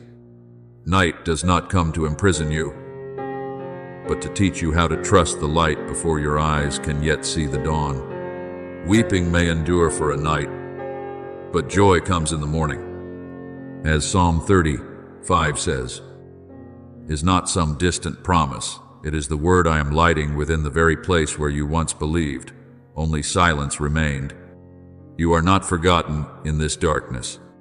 You are being covered, comforted, and prepared for a new life born not from strained effort, but from peaceful surrender to the love I will never withdraw from you. Open your heart to me, not as someone trying to prove they are strong enough, but as a child who knows they are loved, even while fragile. You have feared the tender places within yourself, afraid that if anyone saw your tears, they would see you as weak. But I look upon those places with mercy. It is precisely where you stop pretending that my grace finds room to enter. It is where you admit your need to be held up that my power gently touches you. My grace is sufficient for you, for my strength is made perfect in weakness. As 2 Coríntios 12:9 declares, is the word I place upon the hidden places you once tried to conceal. You do not need to be hard before me. You do not need to decorate your soul with artificial peace. Come to me exactly as you are, still weary, still hurting, still caught between faith and fear. I do not reject the truth within you, I heal it. There are currents within your life you do not yet fully understand. But not everything you fail to understand is meaningless. You have walked through unexpected crossroads, brief moments of joy, long nights that seemed endless, and losses that caused your heart to fall silent. But, my child, I do not allow anything to touch your life without being able to transform it into part of redemption. All things work together for good to those who love God. As Romans 8:28 says, does not mean all things feel gentle, but it means that in my hands, even heavy things can become material for grace. Pain has taught you how to become gentler. Being misunderstood has taught you how to listen more deeply. The things you were forced to release have emptied your hands so you may receive something purer. I am leading you not through chaos, but through a rhythm deeper than natural eyes can perceive. Remember Hagar in the wilderness. Beloved child, she left familiar places carrying a wounded heart. Fear, loneliness, and the feeling that no one truly saw her. In the desert, when the water was nearly gone and hope seemed to disappear with it, I called to her and opened her eyes to see the well nearby.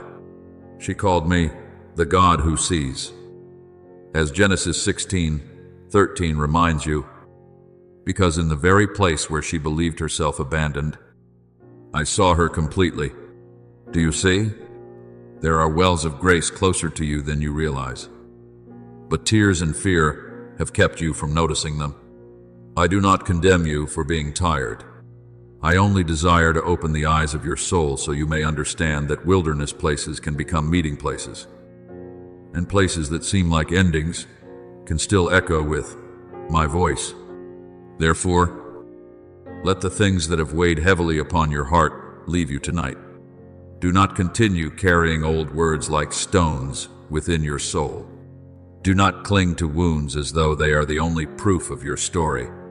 Do not allow doubt to build a house within your mind and call it wisdom. I am not asking you to forget everything as though it never happened. I am inviting you to surrender the rule of the past back into my hands. When you choose forgiveness, darkness loses another chain around you. When you choose to release what you carried, your soul gains more room for peace. When you choose faith even before seeing the whole road, light begins entering corners you once believed were permanently closed. Do not remember the former things, nor dwell on the past. Behold, I am doing a new thing. As Isaiah 43:18-19 says, is the word I am speaking over you tonight. This new thing does not need loud signs to prove it is real. It only needs to be welcomed by a heart no longer resisting love. You have waited for miracles for a very long time. And at times, you believed miracles had to come through dazzling signs no one could deny. But many of my miracles begin with quiet recognition. The moment you realize you are still able to rise again, still able to begin again, still able to love without being defined by your past. That is the moment when inner chains fall away before outward circumstances change. That is the instant you recognize that you are not the thing that wounded you, not the words others spoke about you, not the exhausted version of yourself that once wandered in darkness. You are the child I call by name, and I have called you by your name. You are mine. As Isaiah 43:1 says, is the foundation beneath your feet. No night is long enough to erase that identity. Then you will begin to feel my love filling the empty places, not through noise, but through a gentle presence. Perhaps you still will not have every answer, yet your heart will begin to feel lighter. Perhaps certain memories will still remain, but they will no longer rule over you as they once did. Perhaps the future has not yet fully opened before your eyes, but you will no longer look at it through the eyes of someone abandoned. Every soft breeze, every thin ray of light, every ordinary breath will remind you that I am still near. The Lord is near to the brokenhearted. As Psalm 34:18 says, I do not stand far away watching you struggle alone. I bend close, remain beside you, and lift you with a gentleness so tender that often you will only realize it after healing has already begun. My child, the rebirth I give you is not a new garment placed over a soul still imprisoned within. It is renewal from the deepest roots. I soften your heart so it no longer turns to stone out of fear of being hurt. I clear your mind so it is no longer led by old voices. I brighten your eyes so you may see that your life is not a chain of disconnected accidents, but a journey I am writing with faithfulness. You are seen. You have value. You do not need to bow your head and live small beneath the shadow of what has passed. I have destined you to walk in freedom, in light, in a life radiant, not because it carries no scars, but because every scar has been touched by my love. Rest tonight, beloved child. Let peace cover you like a sacred cloak. As you surrender yourself into my hands, the old things will gradually lose their power. and a new dawn will begin rising within your soul. Beloved child, there is a light I placed within you long before you even knew how to name your pain. That light does not come from the praise of people, is not sustained by easy seasons, and does not go out simply because you have been wounded, rejected, or made to believe you were no longer worthy of love. It is the light of my love, the light of healing, the light of a faith planted deeper than emotion and stronger than every outward storm. Perhaps long seasons of weariness have covered your heart with dust. Perhaps the cold words of others caused you to withdraw, teaching you to protect yourself through silence, distance, and smiles that no longer truly reached your heart. But my child, what is covered is not lost. What lies buried beneath ashes is not dead. A bruised reed he will not break, and a smoldering wick he will not snuff out. As Isaiah 42:3 says, is the word I place over your life today. I do not come to condemn you because the light within you once grew dim. I come to kneel beside you, place my gentle hand upon your heart, and rekindle what I have never allowed to die. You once believed love would remain only if you were strong, pleasant, successful, without mistakes, without disappointing anyone. Through brokenness, you learned to fear that if you were not good enough, people would leave. If you were not always cheerful, you would become a burden. If you were not perfect, you would be abandoned. But my love is not like the way the world loves. The world often loves conditionally and calls it care.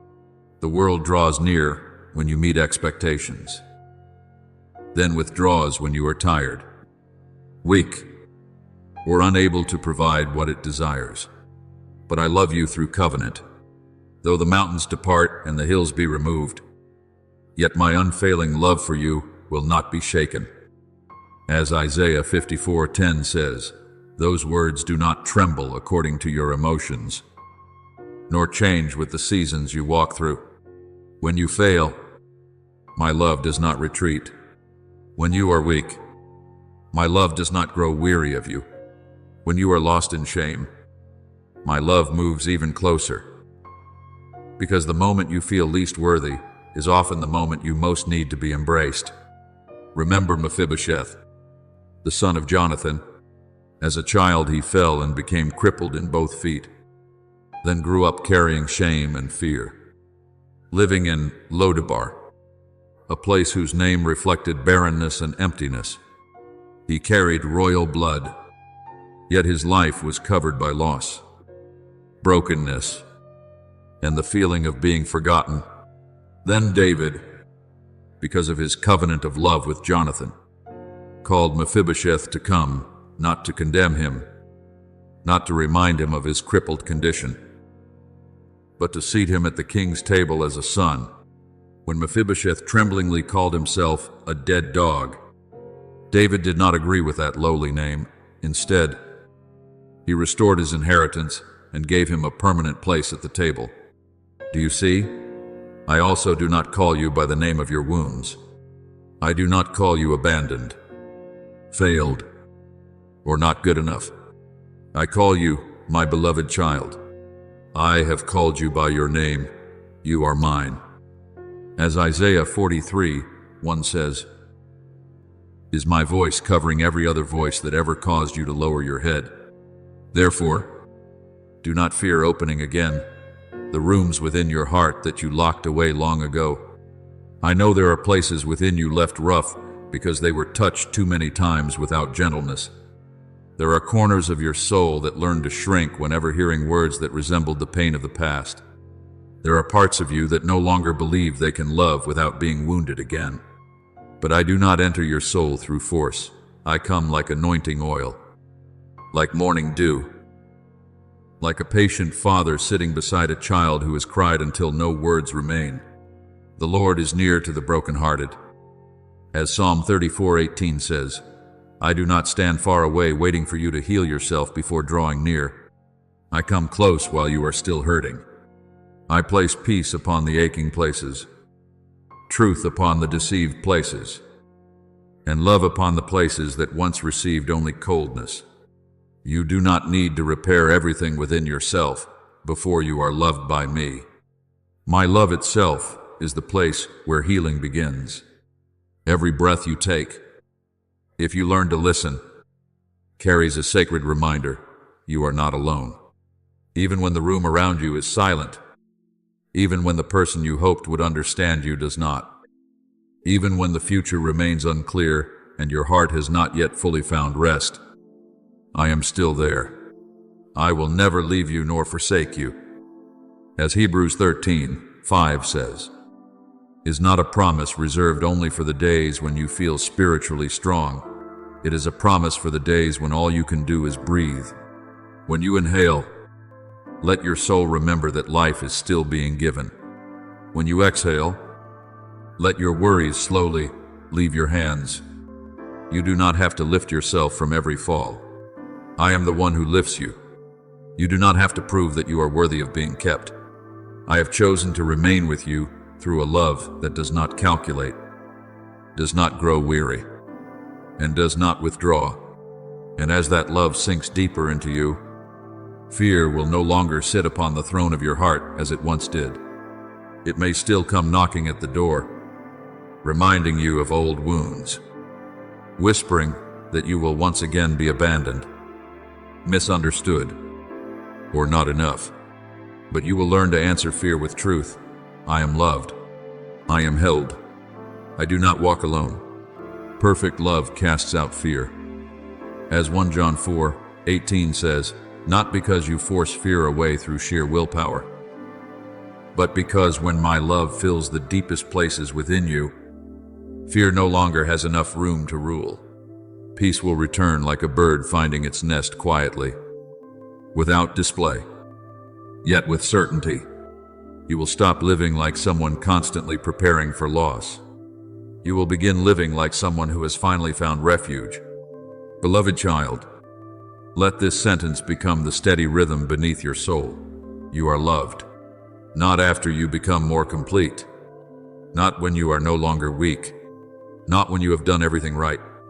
You are loved right now, in this very journey, with hands still learning to let go, with a heart still learning to trust, with wounds still being touched by me.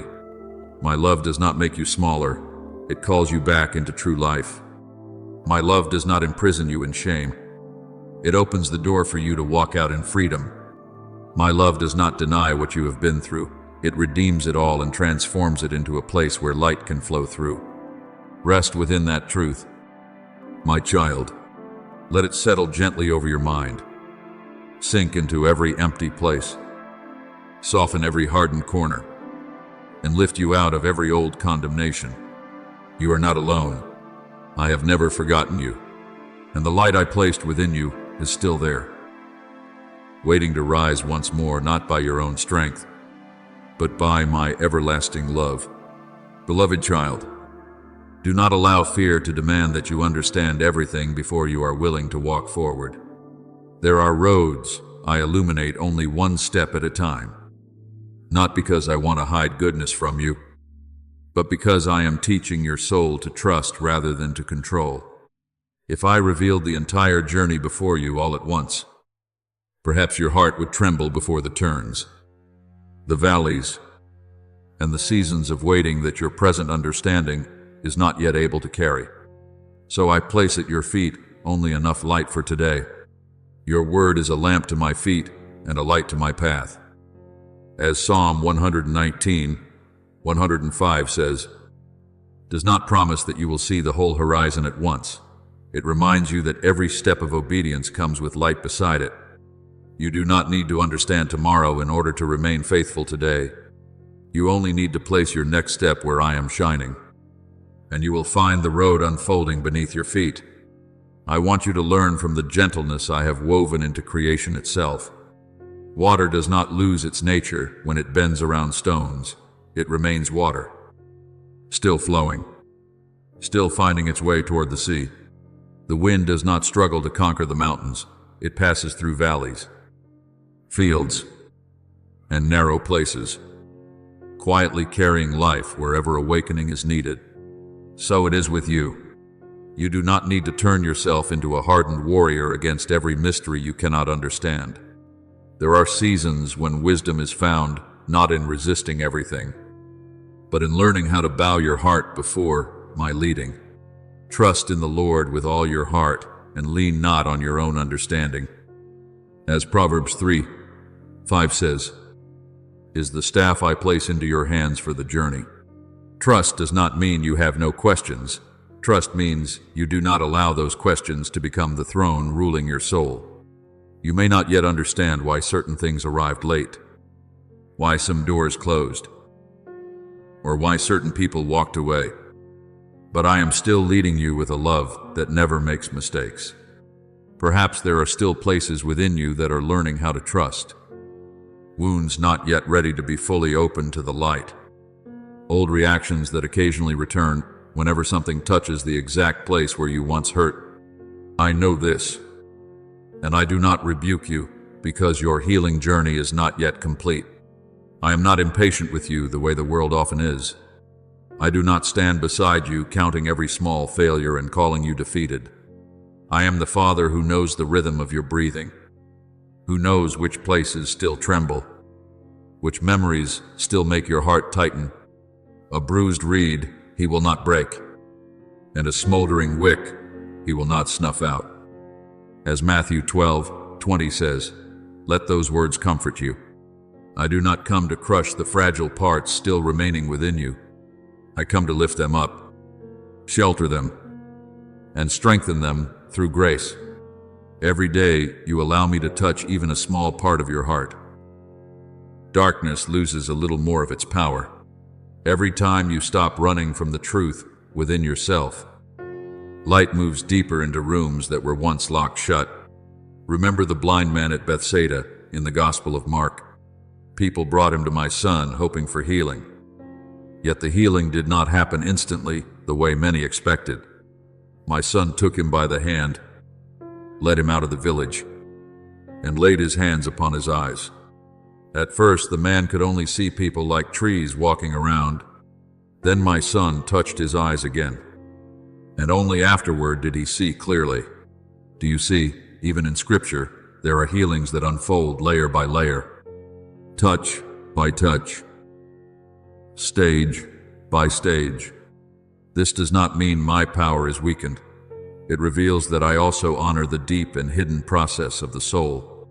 Some places within you will brighten the moment I touch them, but other places will need to be touched again, needing more time, more peace, more truth, and more trust. Do not despise the days when your vision is still blurry. If you continue allowing me to hold your hand, what is unclear will slowly become clear, and the eyes of your soul will learn to see life no longer through wounds, but through light.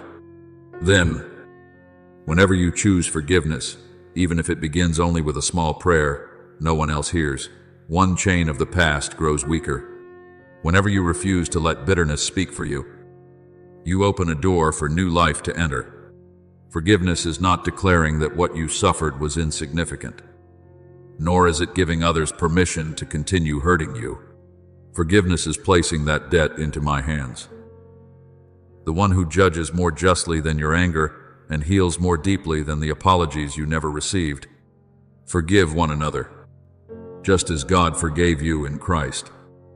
As Ephesians 4:32 says, is not a burden I place upon you to deepen your pain.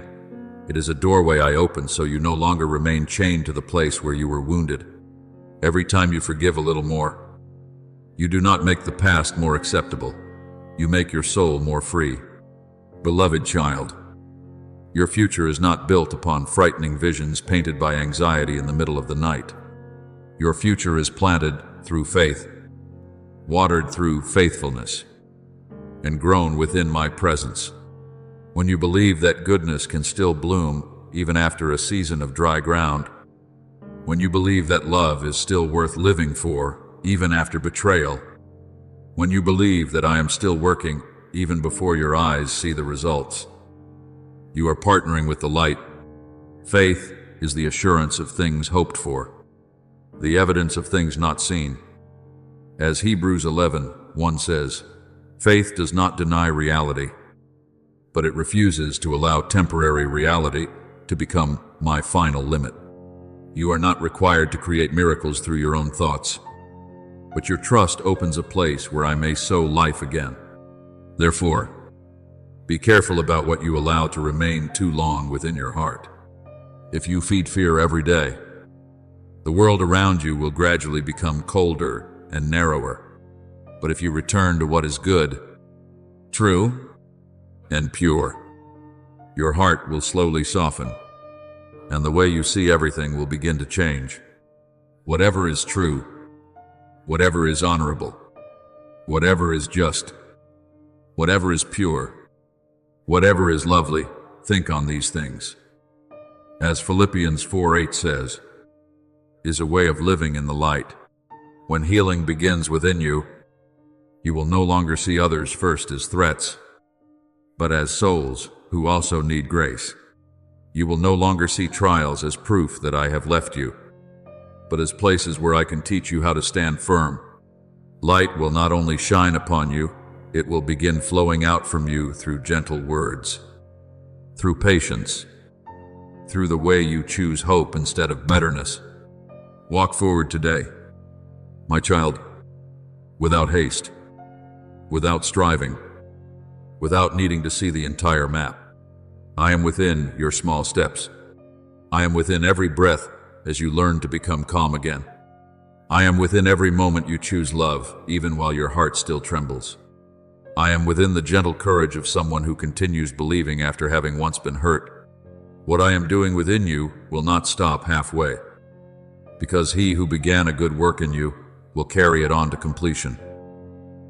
As Philippians 1:6 says, let the river of grace carry you not like someone being swept away, but like a child being guided by their father through every turn in the road. There is still light before you. There is still life within you. And every day you choose to walk toward me, the world around you will gradually begin to carry the colors of a soul being restored, softer, brighter, deeper, and filled with greater hope in my unfailing love. Beloved child, there are seasons when I keep you in hidden places, not because you have been forgotten, but because what I am building within you must grow far away from the noise of the crowd. You once looked at closed doors and thought the road had ended, but I saw unseen corridors opening within the spiritual realm. You once believed silence was a sign of delay, yet before me, silence is often the cradle of preparation. Not every seed buried in the soil is dead. Some are quietly breaking open, sending roots deep beneath the ground, learning how to cling to the source of life before they are allowed to rise toward the sun. So it is with you. The days you thought you were hidden away were actually the days I was deepening the roots of your faith, so that when the season of sending arrives, you will not be uprooted by strong winds. The Lord will fulfill his purpose for me. As Psalm 138:8 says, is the word I want you to hold within your heart. What I begin within, you will not be abandoned simply because you have not yet seen it bloom. I know you have walked through fire, but my child, that fire was never permitted to destroy the identity I placed within you. There are trials that touch only the outer layers of pride, fear, dependency, and the craving for approval, so that what is pure within may finally be revealed. Gold does not fear the fire when it rests in the hands of a craftsman who knows exactly what he is doing. Neither have I taken my eyes off you while the refining flames grew hotter. I have refined you in the furnace of affliction. As Isaiah 48:10 says, is not the voice of one who desires to wound you, but the voice of a father who knows there are forms of glory that can only emerge after the impurities have been separated from the soul. The tears you once shed were not lost in the night. The prayers that caught in your throat did not disappear into emptiness. The sleepless nights without answers were still written into the map of grace. Every one of those things has become foundation stones beneath the place where I am preparing to establish your calling. Do not despise the years you thought you were standing still. When others did not see you, I still saw you. When the world saw only silence, I saw a heart being shaped. When others believed you were falling behind, I knew you were learning how to bow lower in obedience. Some birds must remain in the nest until their wings are strong enough to carry the weight of the sky. If they fly too early, they will fall before understanding the wind. I held you back, not because you lacked value, but because what I entrusted to you carries weight. A soul not yet rooted in me will easily use calling to seek itself. But a soul that has walked through hidden places will learn to use calling to serve with humility. Whoever is faithful in very little is also faithful in much. As Luke 16:10 says, is the law of my kingdom. And through those unnoticed small things, I have been teaching you faithfulness. Remember Gideon, beloved child, when I sent my angel to him, he was not standing in the middle of a battlefield looking like a celebrated hero. He was threshing wheat in a winepress, hiding in fear from the Midianites. In his own eyes, he was small, weak, and from an insignificant family. Yet I did not call him by his fear. I called him mighty warrior. Do you see? I often call you according to what I have placed within you, not according to what your circumstances are declaring around you. Gideon needed signs, reassurance, and the courage to trust step by step. Yet I still used him to deliver my people through an army so small that no one could boast in themselves. This is how I work. I remove the things you lean upon incorrectly, so that when victory comes, you will know the glory belongs to me. If today you still feel yourself trembling, do not think this disqualifies you from being sent. I am not searching for people who never fear. I raise up those who know how to bring their fears before me. There comes a moment in the spiritual realm when hidden preparation begins turning into open sending. Not so you may step forward with pride, but so you may carry the maturity forged in secret places to souls in need of light. You are not sent because you possess talent, but because you have been touched by grace. You are not called because your life contains no scars, but because those scars no longer rule over you. Arise, shine, for your light has come. As Isaiah 60:1 says, is not a command to manufacture glory through your own strength. It is an invitation to rise within the light I have already kindled within you. The new season does not require you to pretend you have never suffered. It asks you to bring a heart that has been healed little by little, a heart that has learned humility, mercy, and how to hear my voice in the darkness. Your spiritual dreams are the same, my child. They do not die simply because they were buried deeply during seasons of testing. Sometimes what I plant must be hidden in darkness, so it may be protected from the impatient hands of others and even from your own haste. When you thought the seed was rotting, I was breathing life into it. When you believed everything had become too late, I was arranging meetings, doors, and movements your eyes could not yet see. To everything there is a season. As Ecclesiastes 3:1 says, therefore, do not condemn yourself during the waiting. No season in my hands is wasted. Even delay can become a training ground for faith, where you learn to distinguish between my voice and the voice of impatience, between true calling and the pressure born from anxiety. Now, stand before this threshold with peace in your heart. I am not asking you to understand every part of the road behind you before taking the next step forward. I only invite you to trust that I have been present in every part of the journey. I was there in the tears, in the silence, in the closed doors, in the hidden seasons, and even in the moments when you believed you were no longer moving ahead. I have used all of it to make you deeper, softer, stronger, and more genuine. You do not step into this new season as someone self-appointed, but as a child being led forward by the Father at the appointed time. Carry my light with humility. Speak with mercy. Serve with a heart no longer seeking applause. And remember, you do not walk alone.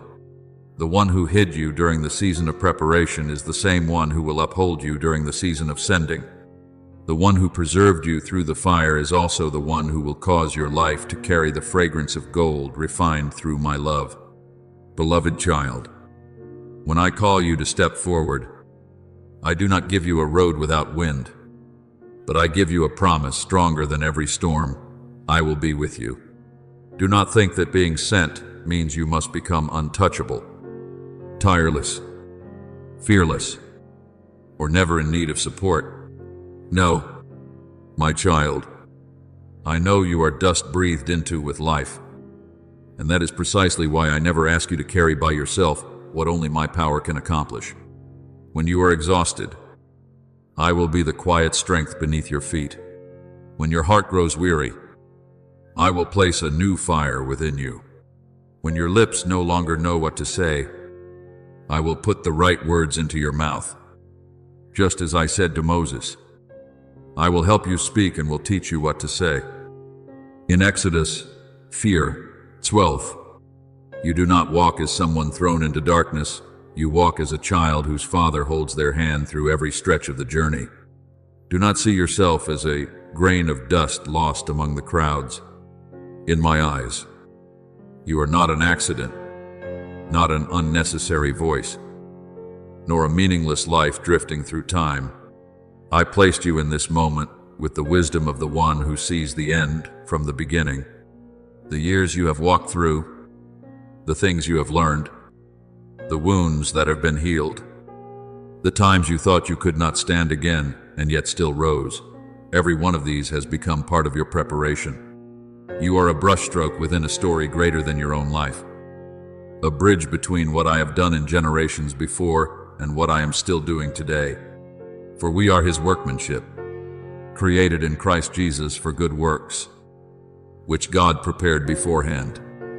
As Ephesians 2:10 says, therefore, do not despise the small portion I place into your hands, because in my kingdom, small things done with faith can carry eternal echoes. Remember Jeremiah, beloved child. When I called him, he looked at his youth and said that he did not know how to speak. He saw limitation, but I saw a prophet. He saw inexperience, but I saw a vessel chosen before he was formed in his mother's womb. I said to him, before I formed you in the womb, I knew you. Before you were born, I set you apart. As Jeremiah 5 declares. Then I touched his mouth and placed my words within him. Do you see? I did not wait for Jeremiah to feel sufficient before sending him. I sent him together with the promise that I would be with him to deliver him. So it is with you. Your lack of confidence does not confuse me. Your questions do not cause me to change my mind. When I call, I also release the grace needed for you to walk in that calling. But my child, in seasons of expansion, keep your heart low before me. Being sent is not a stage for you to seek glory for yourself, but an altar upon which your life is offered in love. If one day your words touch someone deeply, remember that I am the one softening their heart. If one day your hands lift up the weak, remember that I am the strength flowing through you. If one day others look upon you with honor, let your heart bow down in gratitude, because every good thing begins with me. Let the one who boasts boast in the Lord. As 1 Corinthians 1:31 says, this is the shield that protects you from pride. Success is not dangerous when you lay it at my feet, but it can become chains if you forget the source who gave you breath, gifts, and opportunity. There are boundaries I will open before you that will require you to step beyond familiar places. You may see responsibilities ahead that seem greater than your own strength, but do not allow that to make you retreat. I never send you somewhere, my presence has not already gone before you. I do not entrust something to you and then stand far away watching you struggle alone. Just as I said to Joshua when he stood before the promised land, be strong and courageous. Do not be afraid. Do not be discouraged.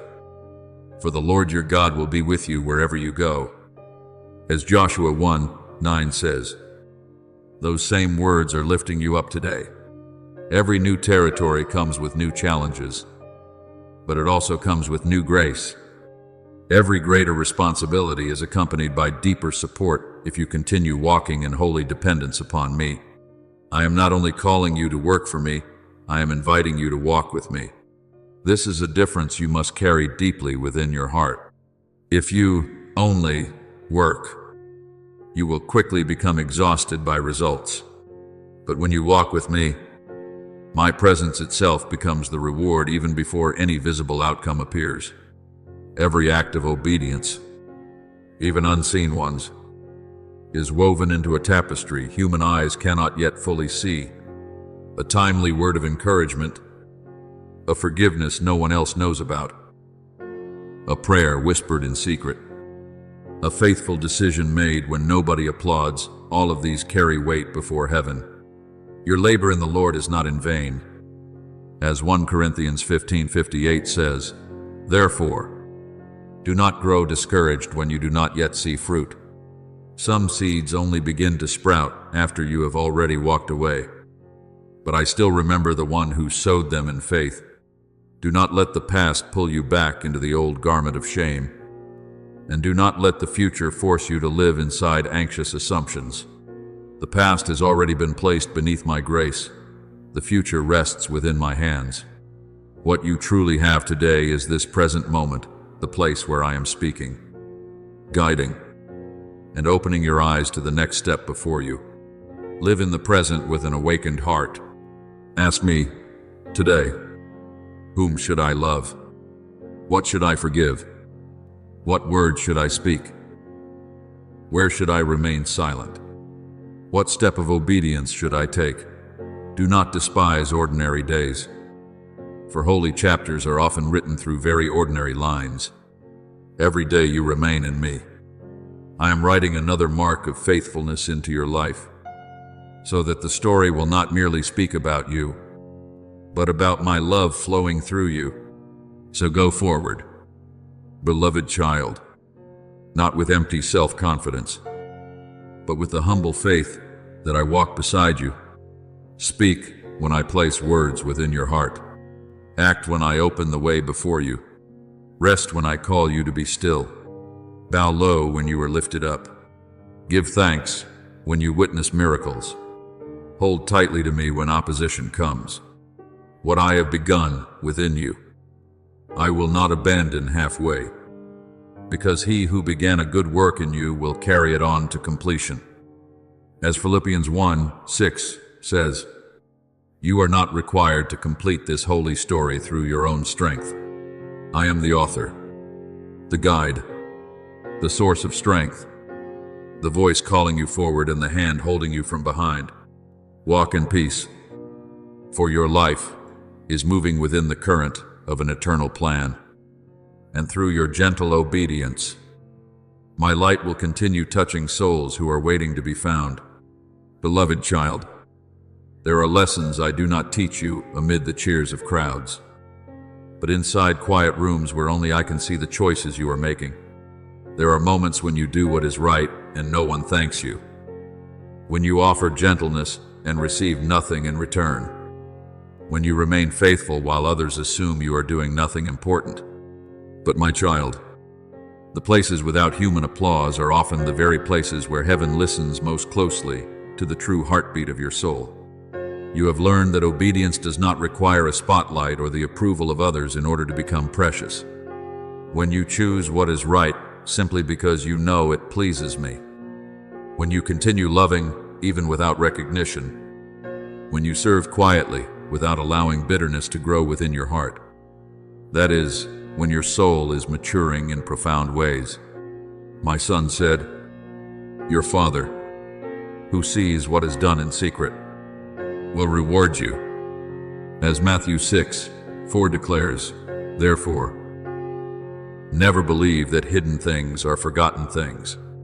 In my kingdom, many of the greatest seeds are planted in silence.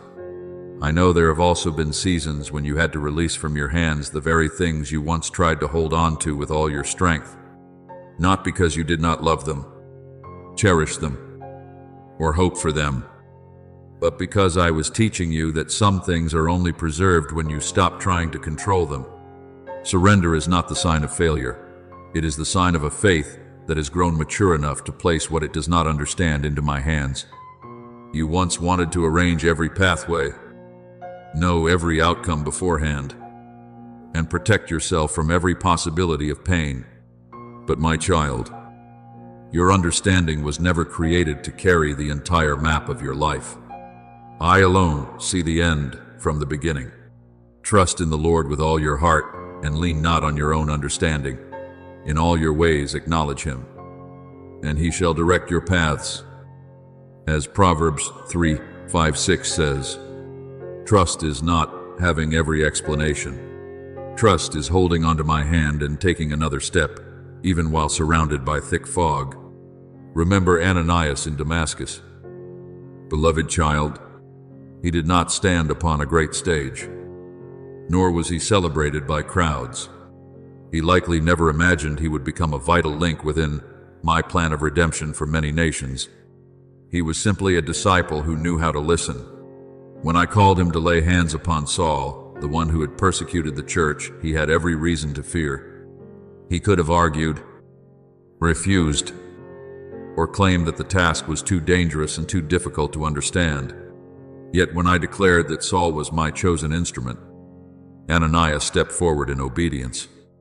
He went to him, called him brother, laid hands upon him, and through that quiet act of obedience, Saul's eyes were opened, and Paul was raised up to carry the gospel to many peoples. Do you see? One quiet act from someone barely remembered by the world can open the way for a river of grace to flow through generations. Therefore, never despise the moments when you obey while trembling. That small act of obedience may be touching something far greater than you can yet imagine. The seasons of testing you have walked through were never places where I abandoned you. They were places where I deepened your foundation. There are things books may explain, but only fire can refine within the soul.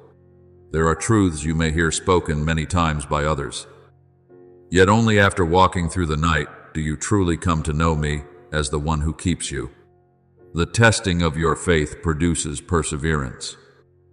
As James 1:3 says, those words do not minimize pain, but they remind you that pain is not the ending. In my hands, pressure can produce endurance, waiting can produce maturity, and loneliness can open within you a capacity to hear that noise once drowned out. I did not allow the fire to come in order to destroy you. I sit beside the furnace like a refiner of silver, watching carefully until my reflection becomes clearer within you. There were moments when you thought failure had stamped its mark upon your life. Yet I used that very place to open the way for a victory, unlike the one you had imagined. You believed closed doors were proof that you had been excluded from the plan. But many times they were simply my way of redirecting you away from something too small compared to what I was preparing. You thought my silence was emptiness, but in truth it was the ground where a deeper word was being formed. When the outside noise grows quiet, you begin to realize that my voice does not always come through intensity. Sometimes it arrives like a quiet assurance within your heart, like a light sufficient for the next step, like a peace that makes no logical sense in the middle of unresolved things. In quietness and trust shall be your strength.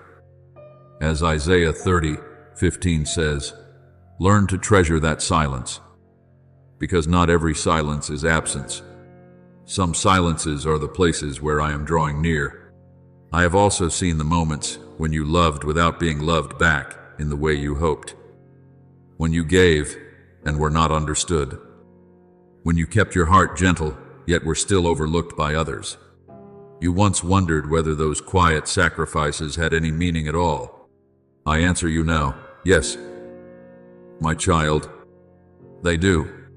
Every time you refuse to let another person's ingratitude turn you cold, you are winning a hidden battle. Every time you do not answer hurt with hurt, you are allowing light to rule in the very place where darkness desires to enter. Let us not grow weary in doing good, for in due season we shall reap if we do not give up.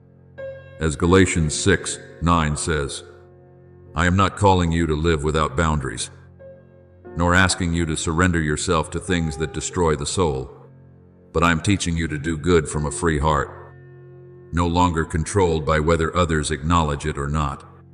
Then you will understand that what I refine through testing is not merely endurance, but purity of motive. When no one is watching, you discover who you are truly doing it for. When no reward stands before your eyes, you begin to see whether your love is rooted in me or only in outcomes. When everything moves beyond your control, you discover what your faith is truly resting upon. Your faith, more precious than gold refined by fire. As 1 Peter 1:7 says, is not a process I take lightly. I am separating from you the need to be praised in order to feel secure, the need to see results in order to believe, the need to control everything in order to have peace. I am leading you into a deeper freedom, the freedom of a soul that can obey, love, wait, and continue forward because it knows I am faithful. Therefore, beloved child, do not curse the season that taught you to know me more deeply. Do not look upon your darkest days as memories to erase, because it was there that I placed within you a depth that easy sunlight could never create. One day you will look back and realize that the things which once made you tremble did not destroy you. They helped make you steadfast. You will understand that failures shattered pride in order to make room for grace. That silence became the foundation for my voice, and that loneliness prepared a place for you to recognize just how near I truly was. Continue walking with a gentle heart. Remain obedient in hidden places. Release what I ask you to surrender. Believe even when you cannot yet see the entire road, for I never fail, never make mistakes, and never abandon you in the middle of the process. What I am refining within you will become light for the season ahead, and when your appointed time arrives, you will not step forward as someone untouched by fire, but as gold refined, carrying within you the peace, humility, and strength of a soul that has learned to trust me in all things.